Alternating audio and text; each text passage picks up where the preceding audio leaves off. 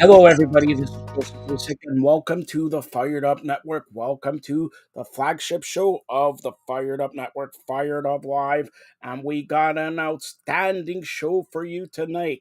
We're going to begin with one of female empowerment movement. Join the movement. Join FE movement. Don't forget Courtney Riddle of Renaissance Mama. She'll talk about, well, everything in 2022.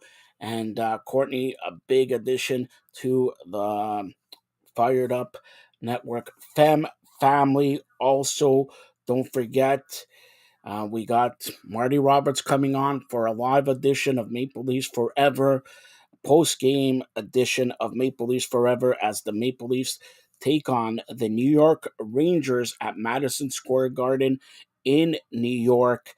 And we have very much, we'll be looking forward to that very, very much there. But let's begin with Courtney Riddle, the Renaissance Mama. Hi, friends. I'm Courtney. I'm a performer, speaker, and a writer. I'm a mama to 3 crazy boys and a super sweet dog. I decided 12 years ago that I needed to create a business that worked for me instead of me working for it.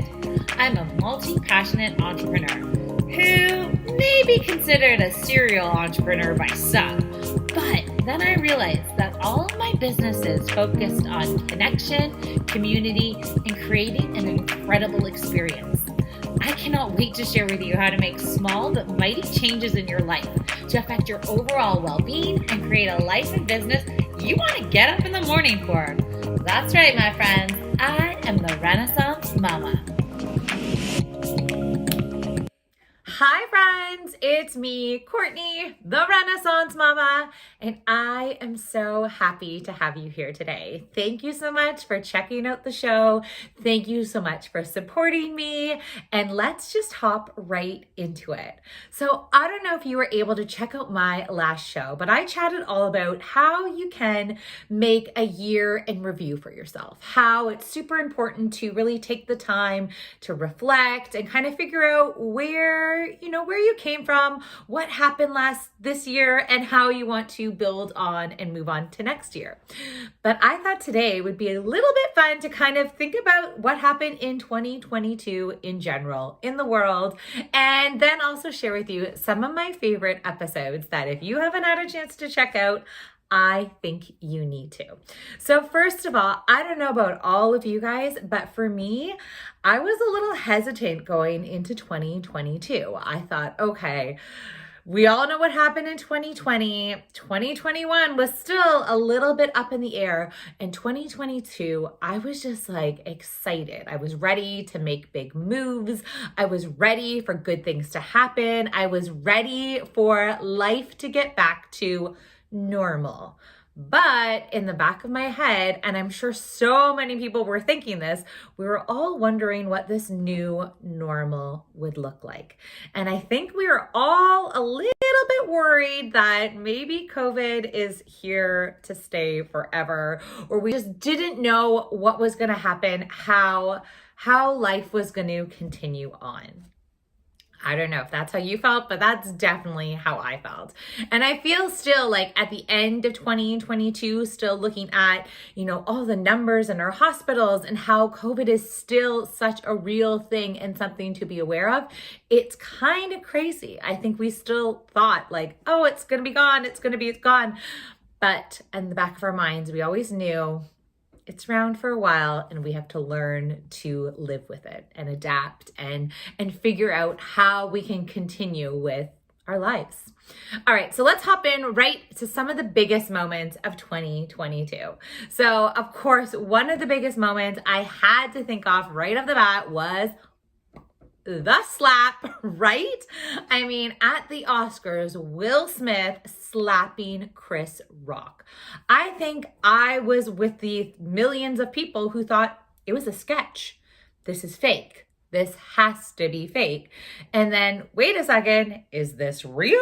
What? Like it It was mind-blowing. And I still to this day have to kind of question. I feel like there's two groups of people. There's the people who believe that he did the slap 100% because he was so angry of the rude comments and he just had enough.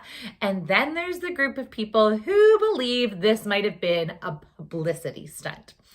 For me, I'm kind of somewhere in the middle. I feel like he was really angry. He let his emotions kind of take hold of him, and he was really upset by what Chris Rock said. So he slapped him. But I think as soon as he did that, he realized, ooh, that was not a great choice. So then he really stood behind, his reasoning of why he did it to kind of justify it to the world, right? Like if you're defending your wife, you feel like you have some sort of justification. I don't know if that's true or not, but that's kind of what I believe. And then I believe because it became so big and such a huge publicity thing that he kind of had to find a way to sort of save face while still trying to be the good guy that we've always thought Will Smith was. I mean, did you ever think Fresh Prince would go up and slap somebody in the face? I didn't. And of course, when you're talking 2022, you have to think of people who passed away. Celebrities in particular who passed away and really kind of shook things up. For me, for sure, that was Bob Saget. Like, it was shocking. And I think what was more shocking about the whole Bob Saget passing away story was that it seemed a little bit unanswered. It seemed like the story was he fell in his hotel room and then that was it. Like, that hurt my heart. I mean, who didn't love Danny Tanner growing up as a kid? I wish he was my dad. Who didn't? He was such a huge part of so many people's childhood. I remember so many of his lines in Full House.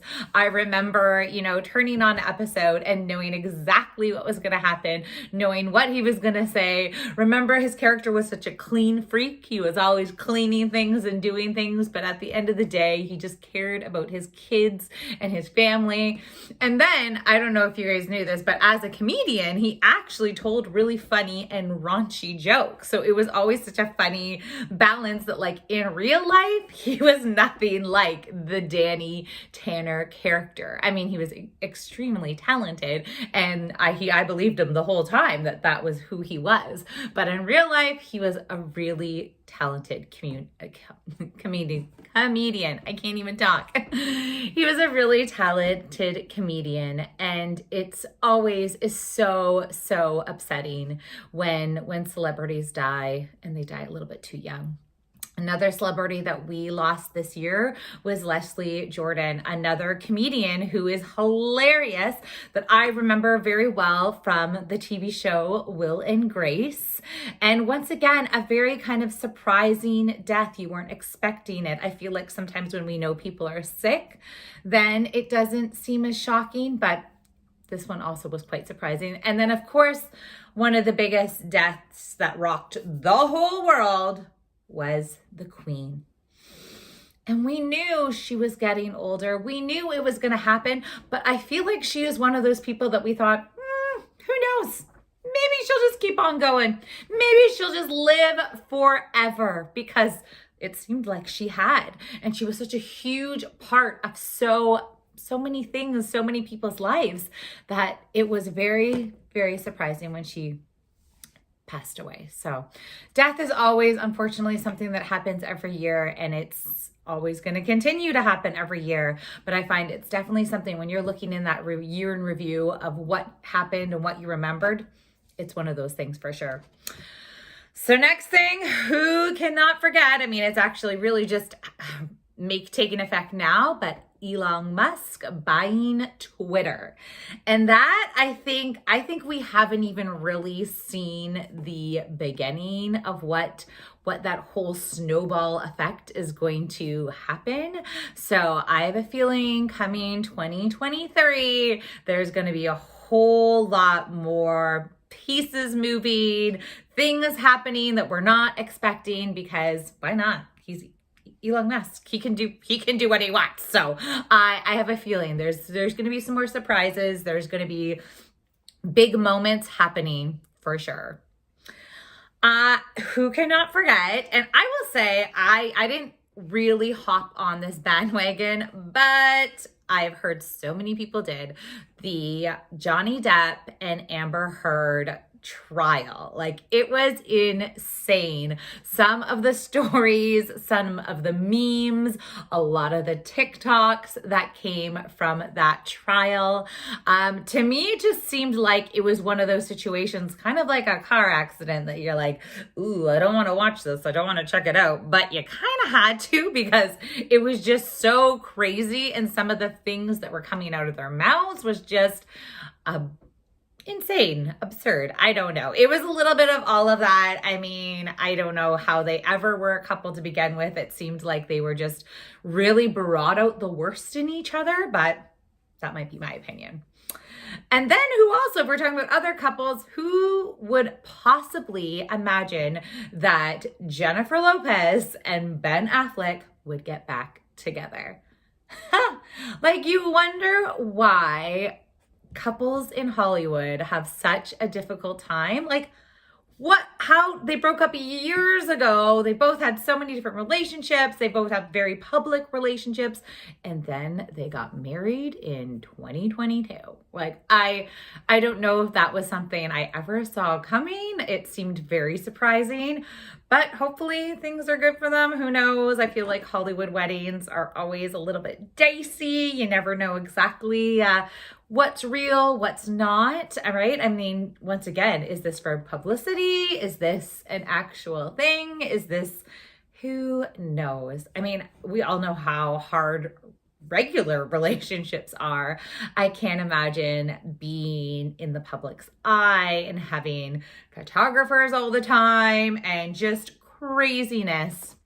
So those poor Hollywood actors have such a hard time in relationships. I know, it seems a little silly, but at the same time, everyone just deserves a little bit of love. They deserve to, be together. Another really kind of funny thing that took over in 2022, and I will say I was for sure a part of this, and then I slowly fizzled out, but it was the Wordle craze. Come on, how many people woke up first thing in the morning, hopped on their phone, and tried to get the Wordle of the day? I will tell you, I still have friends who message me every morning and show me their little Wordle of the day and how many tries they got to get the word. And then there was different versions. There was Quirtle, and then there was a number one, and then there was all these different options. I was doing it for quite a while, and then what happened is my phone actually kind of reset, so it went back to 0, and I was like, well, now I've lost my streak, so I kind of gave up. But like I said, I have some friends that still every day do the Wordle. And actually my favorite part about that now is that they'll give each other hints. So I'm like in a group text message and I see the hints. And I think the hints are probably the best part. Like, they should do a totally different app just about the hints, because some of their hints are absolutely hilarious. But I would love to hear how many of you hopped on the Wordle craze and if you are still doing Wordle. All right, some big movies for 2022. Of course, the actual biggest movie of 2022 was not even remake, but was the next version of Top Gun, Maverick. It has been something that people have been talking about for years. So the fact that it was finally here and it was actually good, I think people were so excited. Like, it was amazing. Trust me, I know some of my friends were a huge fan of Top Gun. They actually dressed up as them as a costume this year as well. But they were so excited. They loved the movie. It was so amazing to see. And then, of course, the Marvel movies. We had the newest Doctor Strange one. We had the Wakanda Forever, which also was missing their biggest star, and it still was a huge success. I have a feeling, though, you can't really go wrong with some of those Marvel movies. My kids are huge fans. We watched all of the movies from the beginning, and then I think we did that again as well. There are some of them that are my favorites for sure. There's some I'm not as big of a fan of, but definitely some that I really, really enjoy. And we just love watching them together and like really cheering on some of the characters and watching some of the storylines. So those are just some of the top moments of 2022. But I thought I would share with you some of my, I was going to say best, but maybe it's not even best. Some of my favorite episodes of the Renaissance Mama.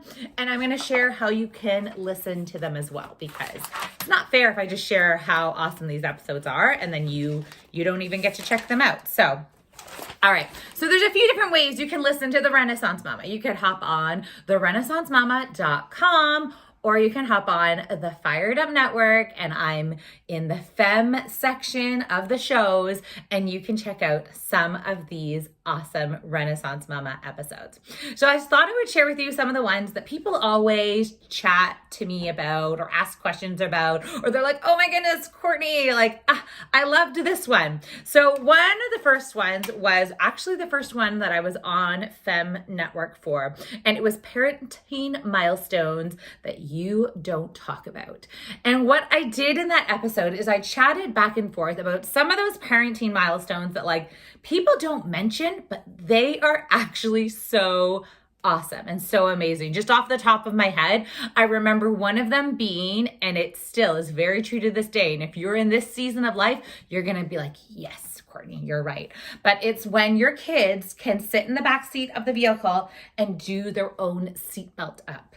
It is a game changer. But what I loved about that episode is not only did I tell you about these parenting milestones that, trust me, when you hit them, you're like, oh, Courtney was right.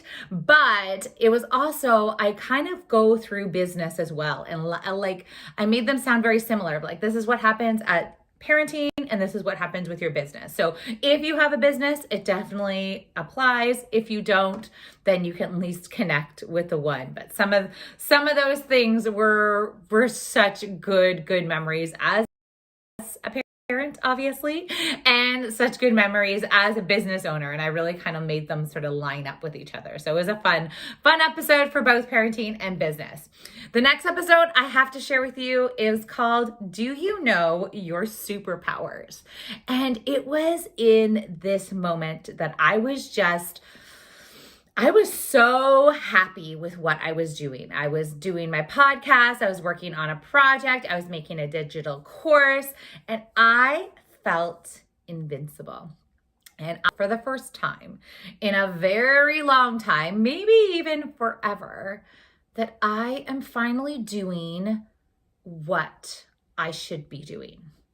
And I talk in this episode about how I always wanted to be a performer, like for my whole life. It's always what I've loved to do. I love performing. And then I had a family, and I love my family. And for the past 13 years since I've had my son, even before that, I was a performer.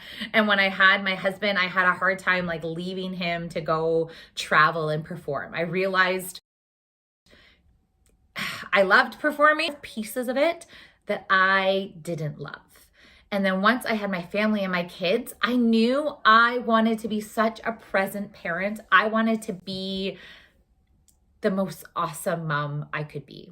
I wanted to be the mom that like I really wanted as a kid. My mom was great. My mom was amazing, but she wasn't always there. She was very busy. She worked a lot. I wanted to be the mom that was the rock star mom, like at all the games, cheering it on, making the yummy foods, knowing, which friends are coming over for which play dates. I wanted to be that mom.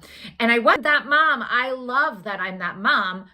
But then I was like missing this aspect of my life. So the fact that now I get to perform to you guys, I perform in my speaking engagements, I am performing when I'm creating my digital courses, but I'm also doing it from home. I also don't have to travel around the world. I don't have to audition in front of people. I can connect with people and chat and probably do more than I actually could have if I was just, memorizing lines, say selling some sort of commercial. I get to do so much more. So that episode is really talking about how you can start honing in on your superpowers and how you start figuring out, are you doing what you should be doing in your life? And if you're not, 2023 could be the year that you figure it out. 2023 could be the year that everything changes for you.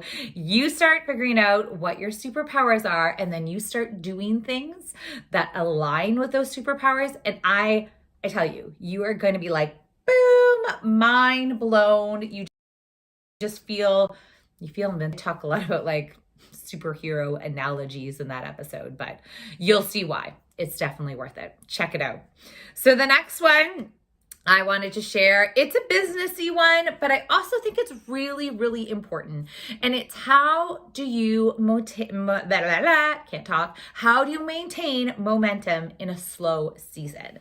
And I'm very honest with people. Like, I don't do as much work in the summer. The summer is my family time. I focus on them. I want to make summers amazing for them. I still do all my commitments and I'm consistent with the things that I'm supposed to be doing, but I don't take on any huge projects. I'm very aware that in the winter I'm running around like a crazy lady because I have so many projects on the go and I love it, but I also know I can't do that all year long.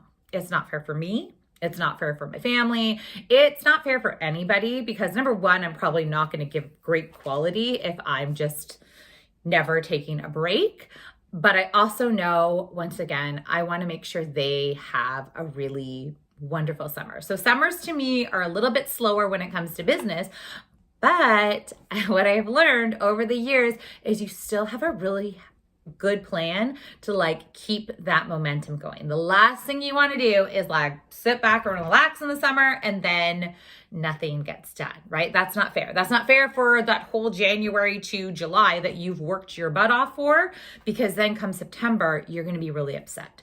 So that episode was really great. If that's something you're looking into, is to have, and it doesn't have to be summer. It could be any time that you want to kind of just slow down with your business. Maybe right now, coming up to the holidays, you want to have a really nice holidays with your family.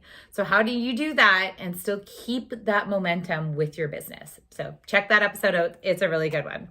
The next one is also very much a business one, but it's advertising on a budget.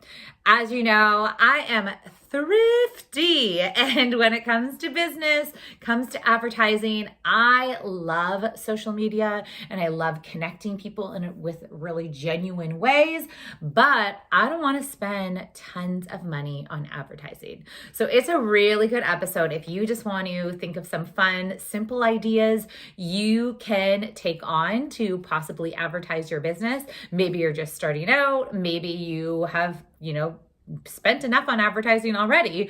It's a great episode to kind of just, like I said, give you some fun ideas, things you may not have think about, just different ways you can really get out there. It is all about time and consistency though. So if you don't have the time or the time to be consistent, you probably have to pay the money on the advertising. But if you want to save, then that's how you do it. You got to get time, consistency, and a good plan. So check out that episode if that's something you're looking into and you want to check out.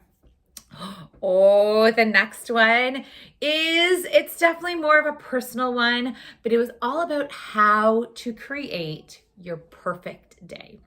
And I think this is so important in life because we think we want things. We think we need to do things. We see everybody else's socials and what they're doing. And we hear about this like morning routine you should have. And you hear about like, oh, this is what this person does and it makes them very successful. And this is what that person does and that makes them successful. Oh, and look at the picture of those people and their kids. Oh, they look so happy. Like, I feel like we get super overwhelmed with all the things we think we need to do.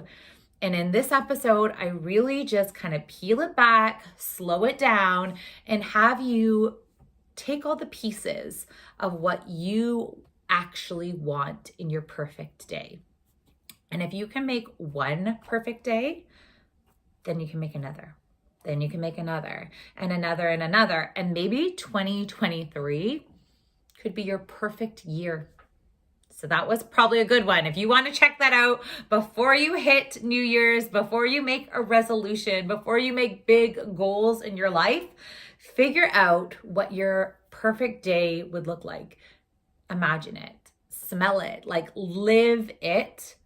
And then you can start building on from there. Because sometimes we think what our perfect day is going to be or what we want. It might not actually be what you want. So it's really good to just think about it, go through that one step by step.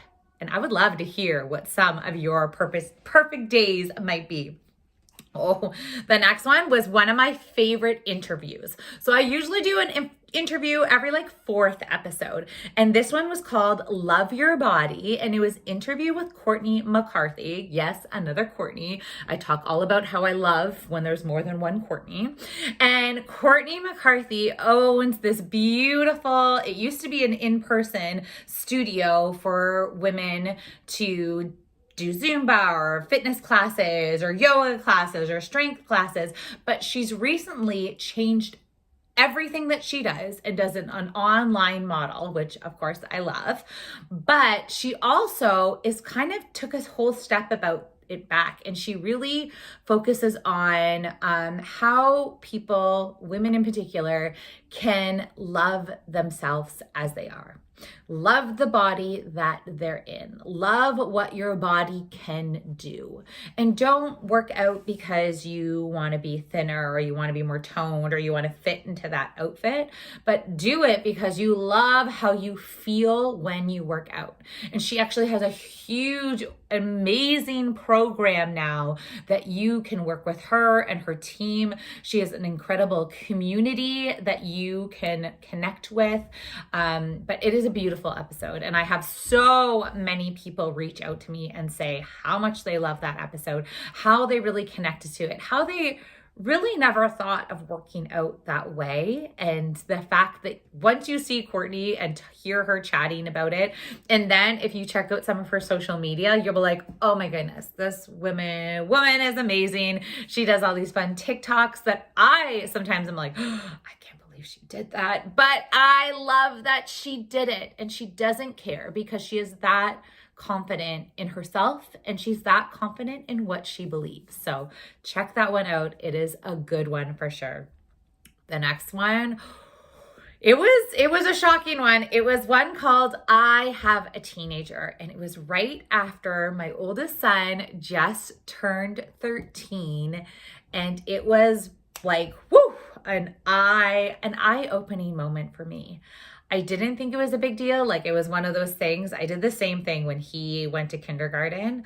I was like, I'm cool. And I was walking him to kindergarten. And then all of a sudden I'm like, like ugly crying, a huge mess. I'm like, I'm not crying. It's fine. You go. You're great. Have a good day. But that's kind of what happened when I realized that all of a sudden I had a teenager in my house. And not only did I have a teenager in my house, but all of what comes next. I actually went to what's going to be his high school the other day. And they started the presentation with, welcome graduating class of 2027. And I thought in my head, wait a second, that seems like it's not, it was shocking to realize not only is he starting high school next year, but 2027, which doesn't seem like that far away, he'll be graduating. So it was an eye opener for sure. And I chat in that episode some of my memories of being a teenager, some of the things that I kind of wish I knew when I was a teenager. I probably wouldn't have listened to myself because, come on, who would? But definitely things to think about when you have a teenager, maybe you are a teenager, or maybe you deal with a lot of teenagers. But it's a great episode. So if you have one teenager in your house or it's one coming up, I would check that one out. And even if maybe you want to think about yourself as a teenager, it's a good episode to listen to. Ooh, the next episode I want to share was one about the must-have systems. And I actually talk about must-have systems in your house and must-have systems in your business because they align. And it's like, I don't know if you've ever seen those people on social media and you're like, man, that mom is so organized, or that dad is so, he does all the things. Like, how do these people do it? They do it because they have systems. They treat their house and home as they do their business. So they have really great systems. So that episode is so good. And I'm still working on really implementing all of those systems so that everybody is working as best as they possibly can, but also to kind of just make life easier, right? Like who doesn't need to make life a little bit easier on all of us? The last one I want to share with you guys, and especially if it's this time of year and you're feeling stressed and you're feeling the overwhelm, I did a really great episode all about navigating the holidays. And once again, it was about being a parent and a business owner and whether you fit into one or either or both. It is a great episode because I do really give you simple steps, simple strategies to make your holiday season enjoyable. I find this time of year, and even myself, and I do these episodes and I share with you, and then sometimes I go, oh, I need to listen to my own advice. But I find that I really am trying to take this season and enjoy it. I really am trying to make the moments magical because that's what parents do this time of year. And we love seeing our kids' faces light up and we love having all the things happen. But it sometimes is really hard to do. And sometimes I feel like the clock is working against us because we have all these other things we have to do in life, like jobs and commitments and that the mega list of like holiday things that need to get done, sometimes they get pushed down to the bottom of the list. But for me this year, I'm really just focusing on the experiences. All the experiences that we really haven't had the chance to have in the last few years because of COVID, because of all those things. So yes, if you want to check out a really great episode, it's navigating the holidays through parenting and your business. It's a really good one. Like I said, it goes step by step. It gives you a whole bunch of great ideas to really not only survive the holiday season, but to actually really enjoy it and create memories and have a wonderful time. And even with your business, have your business grow and like have a great holiday season rather than just be like, okay, I'm busy with this instead. So it gives you some great things to think about, great steps to take. Well, my friends, that is all for now. I hope you liked my quick little year in review of some of the things that has happened. I kind of really focused on pop culture-ish things, and then I shared with you some of my very favorite episodes. Like I said, you can check them out on the Fem Network. You can check them out on therenaissancemama.com. But I want to hear from you too, because this is my favorite part, is connecting with you guys and hearing what are your favorite episodes. What do you want more of? What do you want less of? Like, I am doing this for you, so I want to hear from you. Let me know on my socials. I'm on Instagram at CourtneyRenaissanceMama.com. You can find me everywhere, but I want to hear from you. I want these conversations to go because I know 2023 is just going to be epic. I have a feeling things are going to happen for me. I have so many projects that I'm so excited to share about. I have this huge, fabulous, incredible feeling that it is going to be so good. So I want you and me to have an incredible year together, and I would love to hear what you want to hear more of. Okay, friends, bye for now.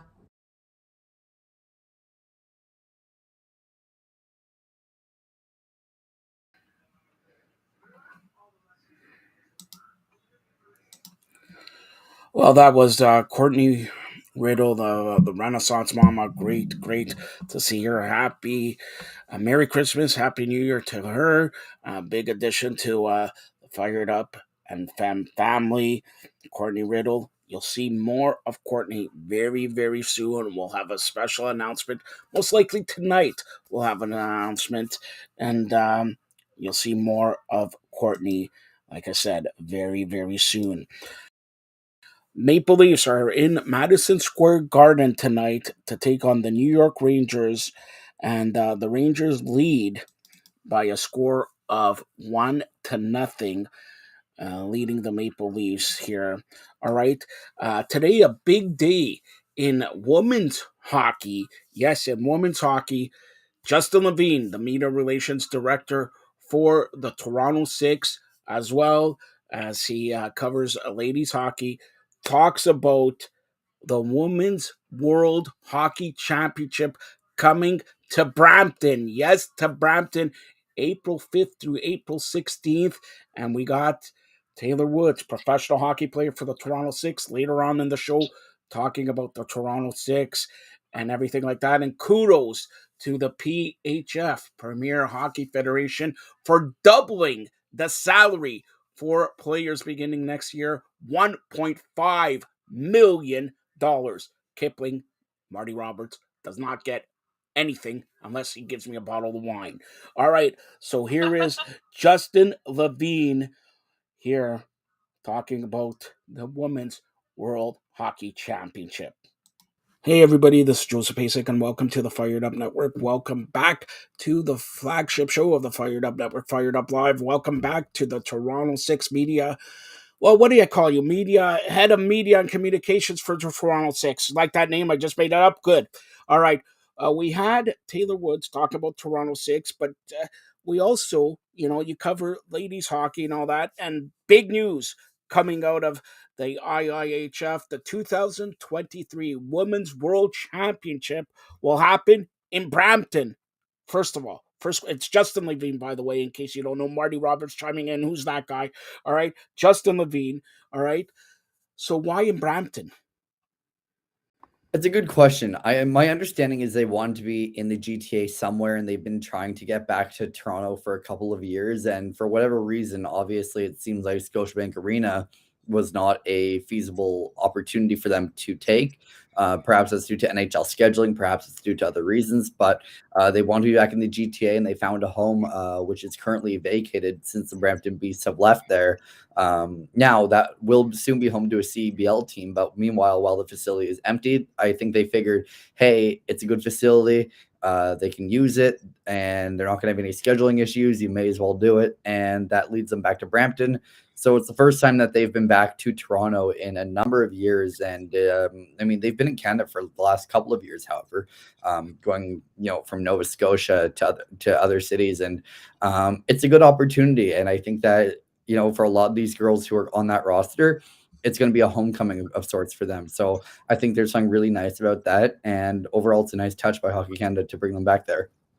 All right, so and we touched on this, and you're a member of Toronto Six. The All-Star game from the PHF happens at the Mattamy Center. For those who don't know, the Mattamy Center, formerly Maple Leaf Gardens.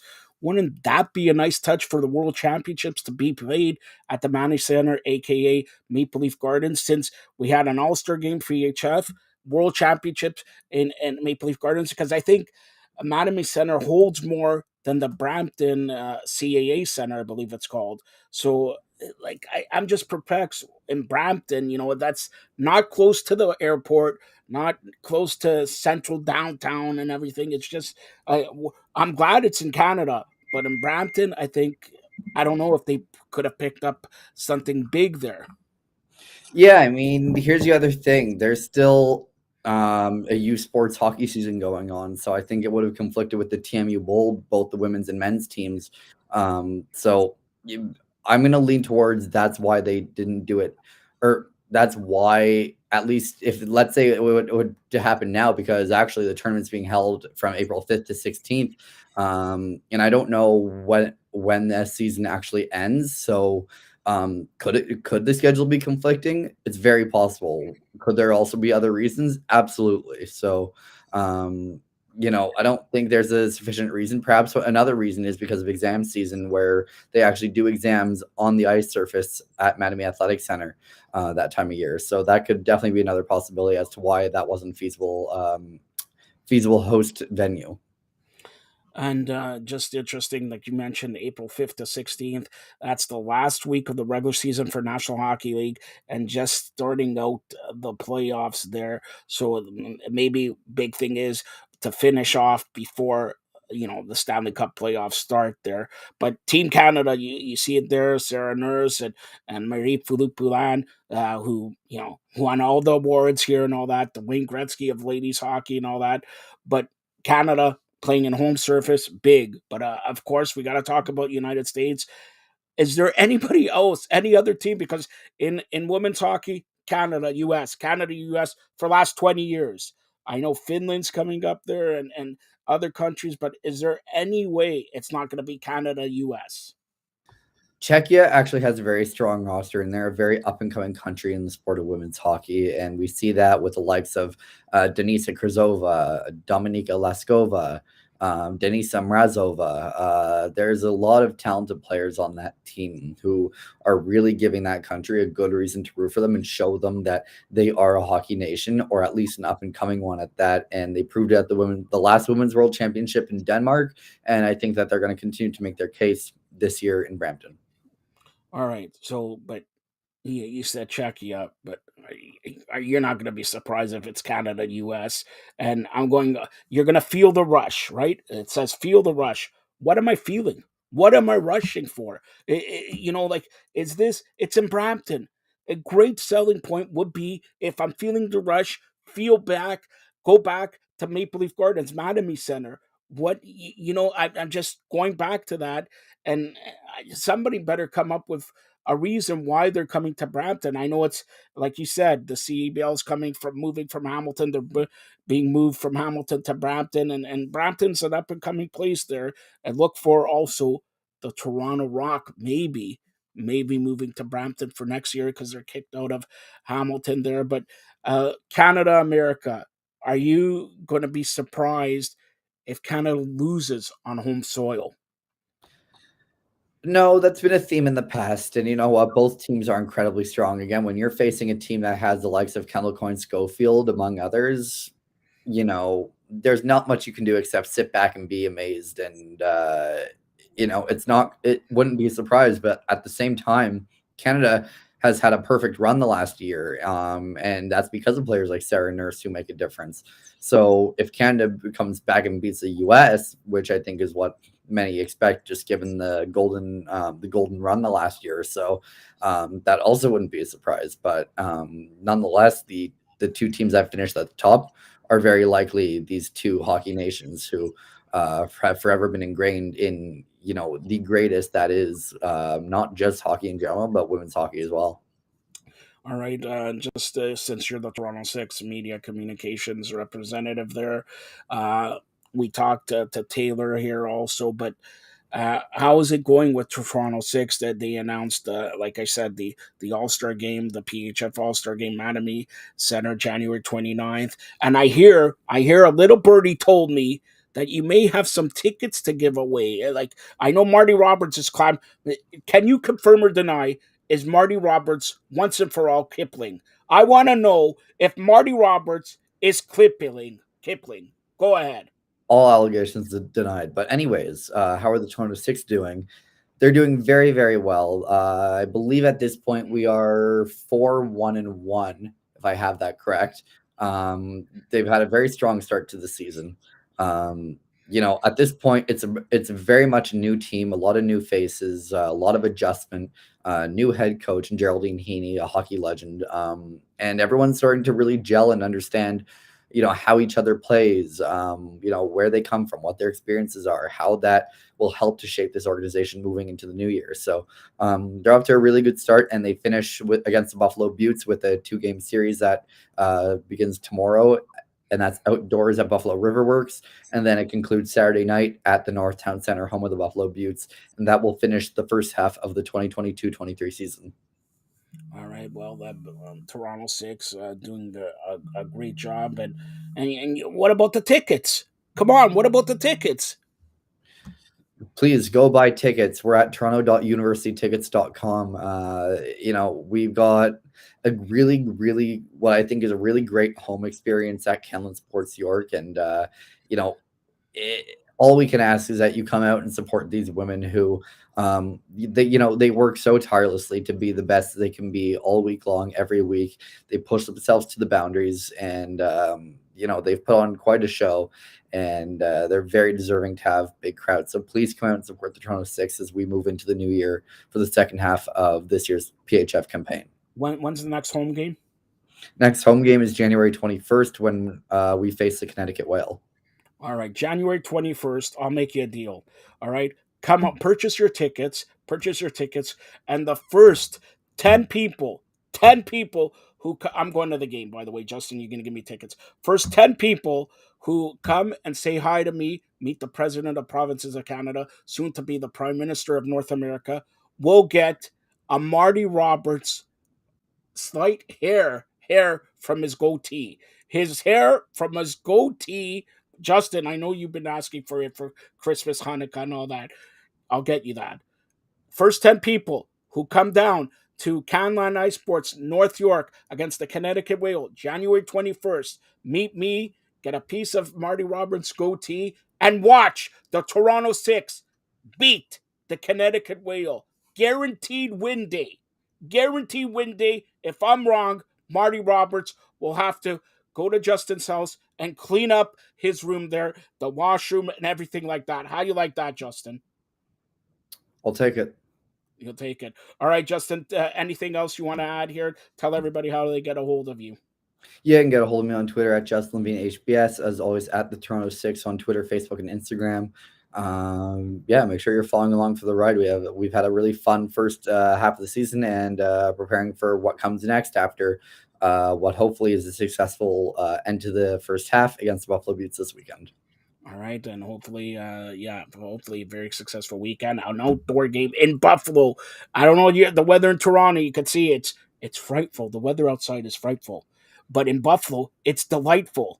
Yeah, you like that? Not bad Well, for they can only hope that it was. I was there last year at the outdoor game, and it was delightful. So hopefully it subsides and they're able to get in a good hockey game. Can you confirm or deny the rumor that forget about Marty Roberts as Kipling, that Toronto Star's own, my good personal close friend, Mark Solinsky, is not Kipling? He is not Kipling. Thank you. That's Justin Levine. Stay tuned for more great programming here on the Fired Up Network. Thanks, Justin. Thank you. Thank you to Justin Levine, and a big Women's World Hockey Championships happening in Brampton. Yes, in Brampton, April 5th to April 16th. Thanks to Justin. More Toronto Six talk later on the show with Taylor Woods here. The Maple Leafs at the end of the first period tied up the game. Bunting scored his 7th of the year, and it's 1-1 at Madison Square Garden in New York. The Maple Leafs and New York Rangers should be interesting to see who comes up big. Mitch Martin, another game with another point. He has 23 now, 23. So let's hope for Mitch Marner continue his streak there for the Maple Leafs, and let's hope the Maple Leafs pull out a victory in this one. Now, you normally see him on Sunday morning, the ultimate fantasy football show, Andy McNamara, but since Sunday, the world is going to be waking up, having some tea, crunch bits, having some croissants, having some cereal, and watching the World Cup final. Argentina against France. Oye, Argentina va ganar. You like that Spanish, all right? Spanish. I don't know anything of French, even though I'm the president of the provinces of Canada, soon to be the mayor of North America. Andy McNamara quoted, he's going to have a big sign in Cleveland there, the Cleveland Brown Stadium. Joe Pasek, the mayor of North America. But Andy McNamara is back to give you a preview, and this is the game is happening in about 20 minutes, 25 minutes. It is Thursday Night Football. Andy McNamara, the ultimate fantasy football show right now. Here's Andy McNamara. It's a special Thursday night football edition of the Ultimate Fantasy Football Show. I'm Andy McNamara. Who's ready for Week 15? Who's ready, folks? Who's ready to go? Who's ready to go? Who's ready for the fantasy football playoffs? Getting ready for another set of best bets coming up. Big game, big weekend. And look, I'm going to answer some of your fantasy football questions, betting questions coming up in the show. But get you ready for Thursday night football. This is a big match. This is a really interesting matchup to me when it comes to the 49ers heading into Seattle to take on the Seahawks. You can get your questions in using hashtag AskAndy on Twitter, at AndyMC81, and at FiredUpNet, of course, as well as on Instagram at AndyMCSports. A little sip of coffee here, folks. Get ready. Nighttime coffee, getting ready to roll. This is going to be a good one. So here's the lines. Okay, I want to look at the betting side of this game first, and then we're going to swing into some DraftKings Showdown DFS contests, and of course, to answer some of your questions for NFL Week 15 that involve this game, because this is the first big step, right? You go with somebody tonight or you don't, it's going to impact your fantasy playoffs. And if you're out of the playoffs, of course, too, it's okay because you still get your DFS, still get your DraftKings and all that good stuff. So all good there. Now, for this matchup, this line keeps moving a little bit because start of the week, it was San Francisco 4-point favorites, 3.5 the other day. Now 3 points moving up to San Francisco. So the money on Seattle creeping up a little bit. And if I'm looking at the DraftKings Sportsbook, this is what jumps out to me. Okay. For 49ers to win by more than 3, and depends on your book, could be 3.5, is minus 105. For the Seahawks to cover that, it's minus 115. So it really depends how you think this one's going to shake out. You think it's going to be the Seahawks? You think it's going to be the 49ers? Here's my reasoning for I think you put the money on the Seahawks. And the straight up money line is where I like. Plus 145 for the Seahawks to win outright. Okay, over-under is 43, by the way. Here's the reason. This is if the Seahawks fancy themselves a division winner, it's a must-win. 49ers win this game, they take the division, you're done. Now, the Seahawks could still maybe wrangle into a wildcard spot. Gets a lot more difficult at 7-6, right? To be back to 500, a lot tougher road. Seahawks let that one slip away last week against Carolina. They just slept one. They weren't even there. So now you're at home. You're in Seattle. Remember, folks, between Seattle and Kansas City, they were going back and forth with the Guinness Book of World Record for what the loudest decibel thing, whatever it was for home crowds. You strike early in this game with Geno Smith. You strike early, that crowd's going to be hot. Not that the 49ers can't handle it, but you have Brock Purdy, who's going to be sort of that game time decision. He has an oblique, which is a weird injury, right? You could hurt it any time. Oblique's not like your ankle or knee. This is something you throw it and, oh, there it goes. Could be during the game. And the backup's Josh Johnson. I know the 49ers are built to be QB friendly, but come on. Okay, Josh Johnson should have been on the conveyor belt to the glue factory a long time ago. Not the best. You're now on your third, fourth quarterback option when you get to Josh Johnson. So plus 145. So the Seahawks need to win this game. They're coming off a stinker. They're at home. You got a banged up backup quarterback, and there's no Deebo Samuel for the 49ers. Compare that to the Seahawks, who get their in-season star running back Kenneth Walker back healthy, removed from the injury designation. Huge fantasy-wise. A lot of questions going to be in for Kenneth Walker today, and I got him on one of my teams. Picked him up off of waivers a bunch of weeks ago. Kenneth Walker, play him. Now, Deebo Samuel, out. All right? So with Deebo out, that means Christian McCaffrey, who's also not 100%, don't forget. He'll play through. What that does is it now elevates Brandon Ayuk. So we got Ayuk now, a bit more targets. You got George Kittle. I got a deep, deep sleeper for you too. Okay? Let me get this for you. This is let me preface it by saying this. For your fantasy football playoff, don't do this. Okay? If you're playing a DraftKings contest, DFS, you want to get that contrarian play, whatever, give this a think. I just want to make sure I got, Jawan Jennings for the 49ers. 1% ownership going into waiver wire pickups, and his ownership, I think, rose 2 or 3%.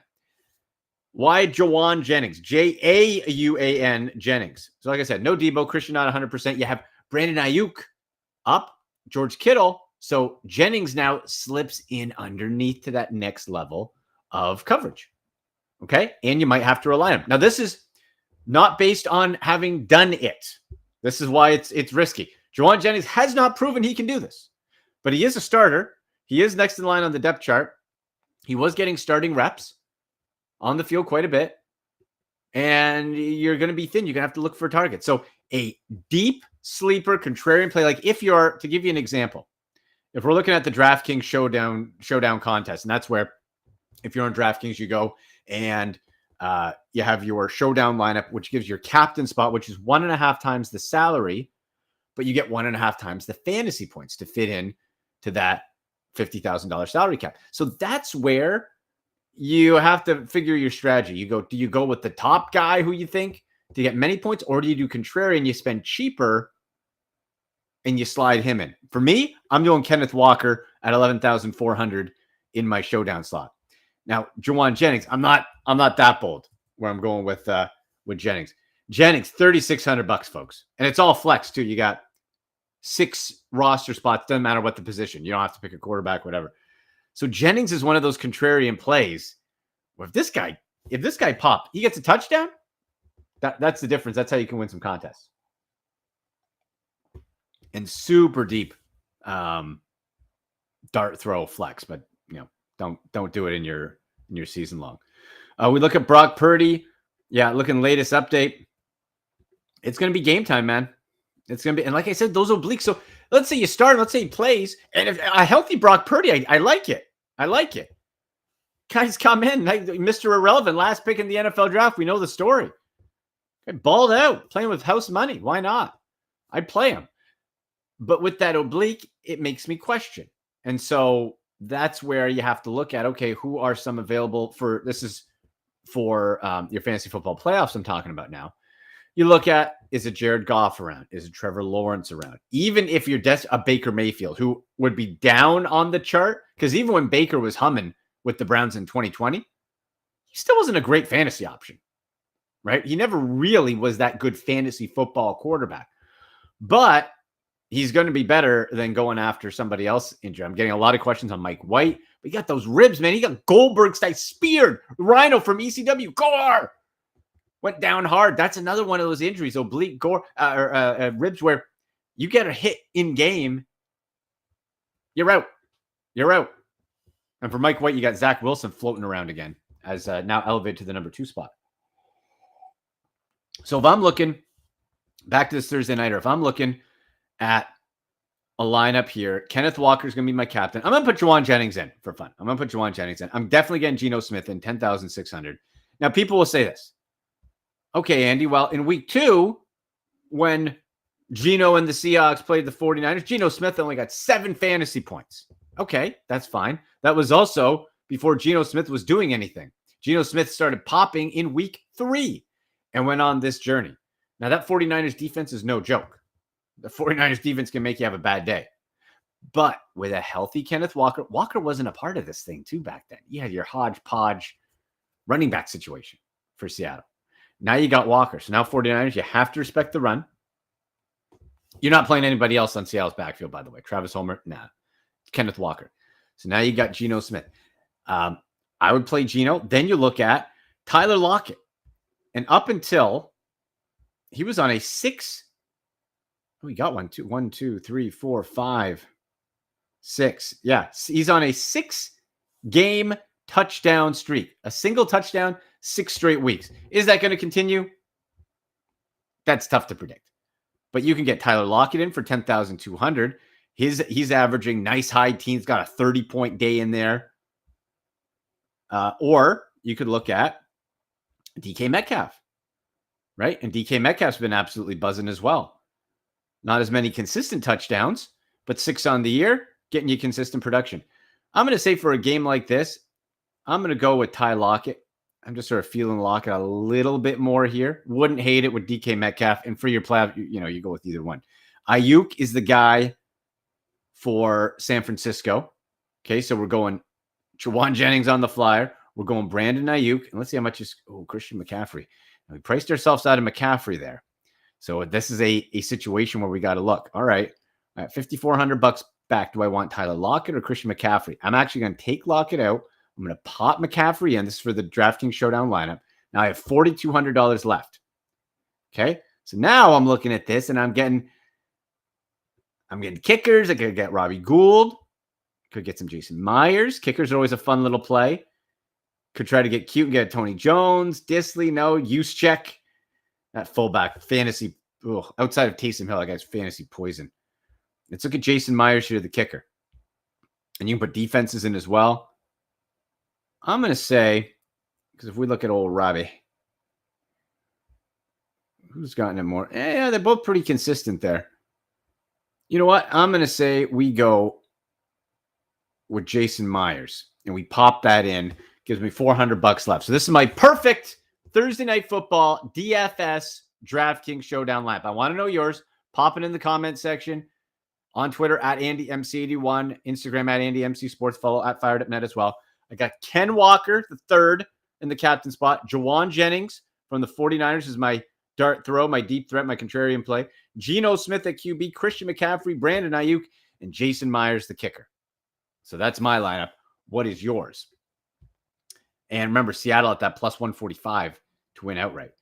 Okay, I'm going to get to a couple questions here from the listeners. All right, we got from at ZigDog954. Great handle. Andy, Geno tonight or roll with Ritter Sunday? Hashtag Ask Andy. I loved Desmond Ritter coming out of college. Loved him.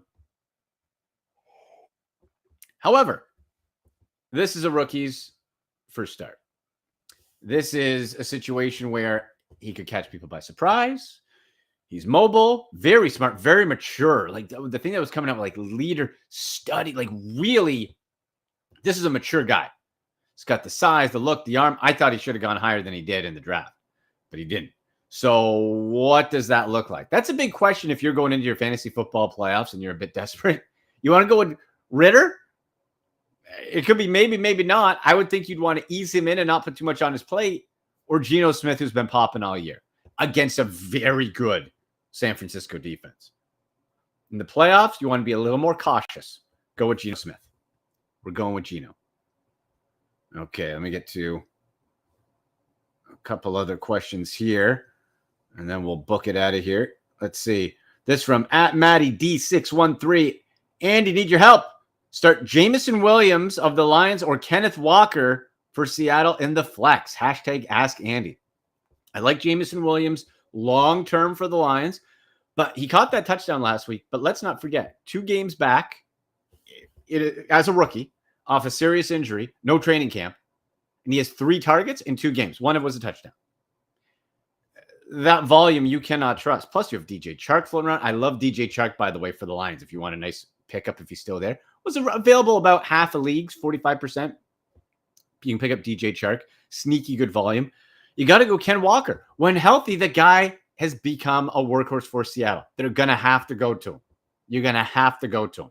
Absolutely. Ken Walker, a no-doubter. An absolute no-doubter. Okay, we got one more. Johnny Miller, 93-93. Andy, Kittle. So for the 49ers, Kittle, Hawkinson, Pittman. I can flex a tight end, full PPR. Who do I bench? Damian Pierce going down sucks. Yeah, Pierce, that was a tough one. You play nobody else in that Texans, I'll tell you that. I think too much uncertainty on this short week for the 49ers. I don't hate the Kittle pick, of course, but I like Hawkinson with the Vikings. Man, he has looked good. He has looked really, really good. So I think you go Hawkinson over the Vikings. If you look at what Kittle has done here, injured year, he's really fallen out of that upper echelon. Like, guys, he's got only 1 double-digit fantasy day since week 10. 1. That was a big one against Arizona, but I don't really like it. And he didn't even play against Seattle earlier in the year because he was out injured. So, if you got George Kittle on your team and you don't have those other options, play George Kittle. But if you do have other options, might be worth trying to stay away. At tight end, though, the pickings are super slim.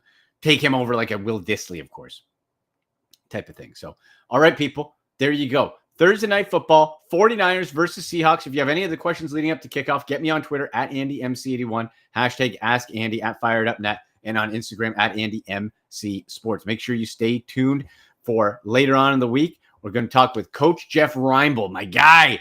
He coached in the NFL with the Raiders. He coached in the CFL, University of Hawaii, which he's there now. So we'll talk to Jeff Reinbold, get you ready for the rest of NFL Week 15 a bit later on. But otherwise, enjoy 49ers versus Seahawks, and good luck to your fantasy teams.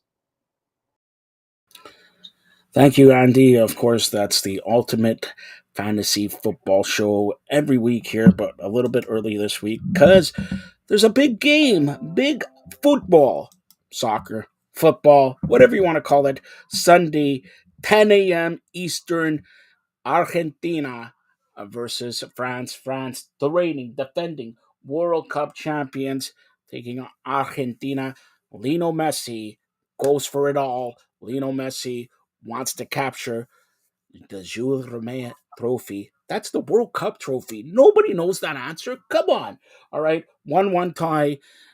Just starting the second period between the Rangers and the Maple Leafs. Will be joined also by Taylor Woods of the Toronto Six, our good friend Anthony from Wave Global, and Marty Roberts will chime in here for in about an hour's time for Leafs Forever post game and a little around the majors talk, Major League Baseball. There, it's that time, and if you're in Toronto, the weather outside is frightful, like I said, but here you're sitting back at home. It's so delightful. You probably have some wine, some crackers, watching the Maple Leafs, have me on. I'm the president of Province of Canada, but I've been now elected to be the Prime Minister of North America. I'm debating it. That's why I had a haircut. I'm debating it right now. By the way, also for all the Jewish fans out there, happy Hanukkah. Hanukkah begins on Sunday. 8 crazy nights. Me and Adam Sandler are going to be singing. Did you know David Lee Roth is Jewish? Marty Roberts not, but David Lee Roth is Jewish, all right? And Justin Levine, Jewish. Marty Roberts not. All right. So here, big game on Sunday. I brought the big major boys here. The coach, Carmen Asako, and also the Hall of Famer from OSG Sports in Atlanta, John Freeman Nelson. We talk the World Cup. We talk CPL, MLS on the soccer show. Here is Carmen Asako and John Freeman Nelson on the soccer show. World Cup 2022 preview. The finals, Argentina and France. Hey everybody, this is Joseph Hasek and welcome to the Fired Up Network. Welcome to Fired Up Live, the flagship show of the Fired Up Network. Welcome to the soccer show, a World Cup final preview. And I had to bring the big boy home. Yes, the coach, Carmen Asako, who is so happy. Look at him laughing and everything. And we got the Hall of Famer, John Freeman Nelson, who's picking me up some good Nino D'Aversa food. That's Nino D'Aversa. Yeah, Nino D'Aversa. All right, I'm going to go to John first. We're in the final, John. What has surprised you in the World Cup thus far? Your thoughts of the whole tournament thus far. Well, I like what we've seen from the African nations. Senegal, like what we saw from them. Obviously, like what we saw from Morocco. Now that Morocco has broken the glass ceiling, it means that 11 teams from AFCON will be in the tournament next time. And I like the fact that it's not just all chalk, I like that the Final Four had Croatia in it. I like that the Final Four had Morocco in it because it reminds us all that the margins are closing and it's not just all the big guns anymore, that it is, that it's Argentina and France, but it's also Morocco and Croatia, the balance of the big guns and the guys that can get hot in a tournament because you have a keeper like Livakovic for Croatia when you have a keeper like Ibu Martinez, who is like one of the all-time Kings talkers of all time. I love that. And when you have from, not that Bono, but when you have Bono from Morocco stand on his head, and I think he's saved like 1/3 of every penalty that he's ever faced, and that kind of stuff for me. And then Hugo Lloris, but that kind of stuff for me, that's what I've enjoyed about this particular tournament, that it's not all chalk, and you can get stars from different places. First of all, Bono's from Canada. All right, so that's number one. No, number two is we haven't had you all tournament, so we got to talk about the U.S. What did you think of U.S. and what changes will be for 2026 since they're one of the participants hosting the tournament? Changes per se, I've been a multi-cycle guy, so if there's a change, it might be Berhalter. But you're looking at second youngest roster in the tournament, and all that you're going to see is just these guys who are late teens, early 20s being mid 20s, late 20s. So I don't think you're going to see, you might see some additional personnel that you haven't seen that would be a part of that next wave for 2030 and beyond. But legitimately, it's if it's anything, it's the philosophy up top with Greg Berhalter. I think that your number one goal was to get out of group, and you got out of group, and so that that to me was big. And then if you're clinical with your chances, the way that the bracket opened up, I think that the Americans could have had a chance to make a run in their bracket, but they weren't clinical, still having issues at the striker position. And so, it is what it is. But the biggest thing with this roster, you got out of group. That to me was the biggest thing. Well, Canada had the worst group. It's like it because, Croatia made the semifinals. All right, Morocco the semifinals, and Belgium second-ranked team. So Canada, we can't forget about Canada here. Now I'm going to take a little bit of issue with Carmen Asako. All right, John, you continue going to Nino Diversad for me, but Carm, who predicted that Argentina will win?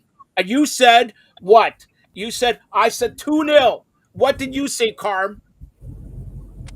I said I think 3-1 Croatia. Can you repeat that again? I'm getting a little bit older here. Can you repeat that again?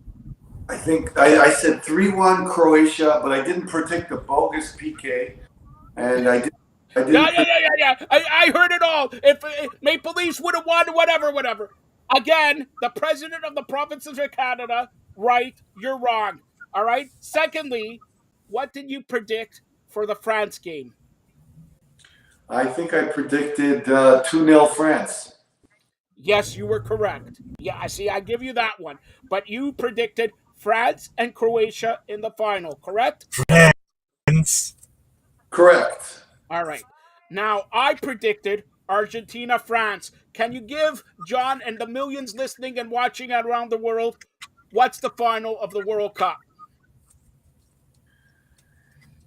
I'm not a conspiracy theorist, but everything seems to be pointing to Lionel Messi going out in this little fairy tale.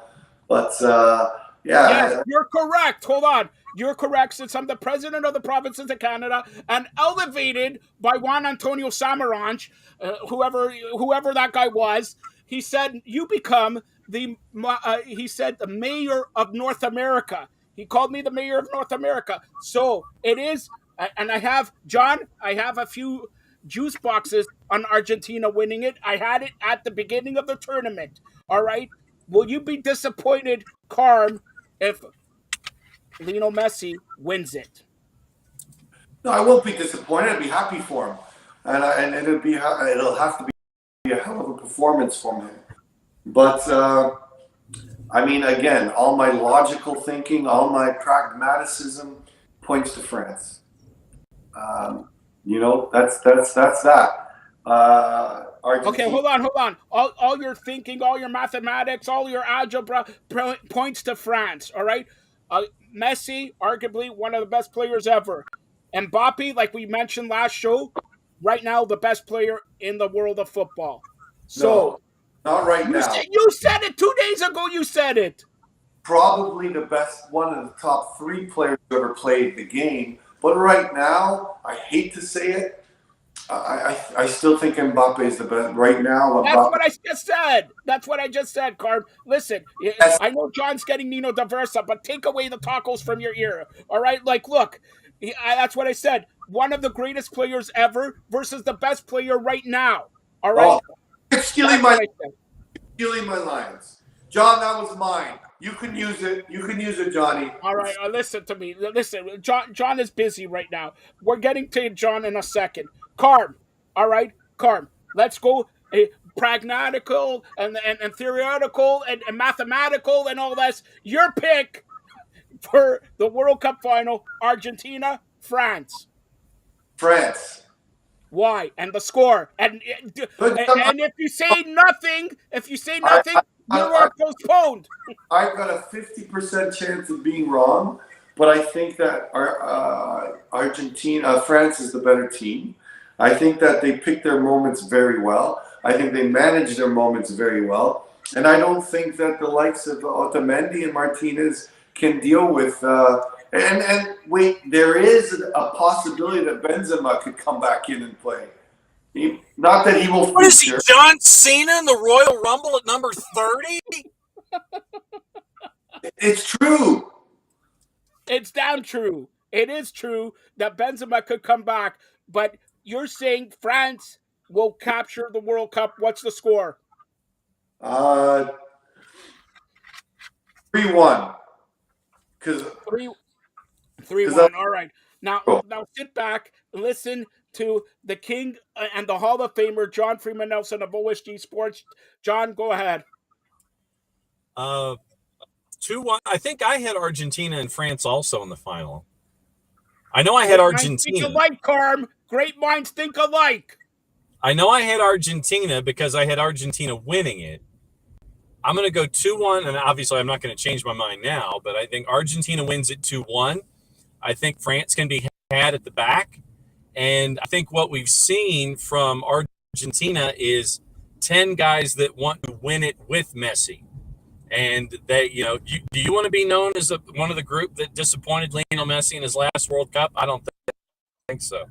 But, when you have you've got Alvarez, you've got Enzo Fernandez, you've got Lionel Messi. I think the firepower is there. I think that France can be exposed defensively at the back, and I'm going to stick with my original pick and go with Argentina winning the World Cup.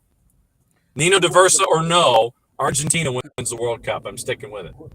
Who wins the best player and Golden Boot and everything like that? Is it Messi? Argentina wins. He's right now in the lead. So go ahead. I'll say Messi gets 2 assists. I think Alvarez gets a goal, and I think Enzo Fernandez gets a goal. Okay, I'll go back to you in just a sec, John. Here, Carm. Now we're at the final, and for that matter, let's go to the third place game here. Croatia and Morocco. Who do you got in the third place game? Croatia. And what's the score? 3-2. Okay, John, go ahead. I'll go Morocco 1-0 because I think that Morocco plays their starters. They want to finish the tournament with the highest possible outcome. And so I'll say that Morocco gets the 1 goal on the board. I think it goes to the extra 30. So it'll go 120 minutes. I think Morocco gets the Duke. I think they finish third. And somebody who's going to be very, very rich very, very soon is going to be Sofiane Amrabat for what he's been doing in this tournament defensively for the Atlas Lions. So, John, let me ask you this. What can they take from this World Cup to implement it to Canada, America, and Mexico next in 4 years? Well, Mexico, I think, has more problems than Canada or the United States. I mean, first off, they need a manager. Then they're caught in the betweens, kind of like what we've seen with the U.S. women's national team.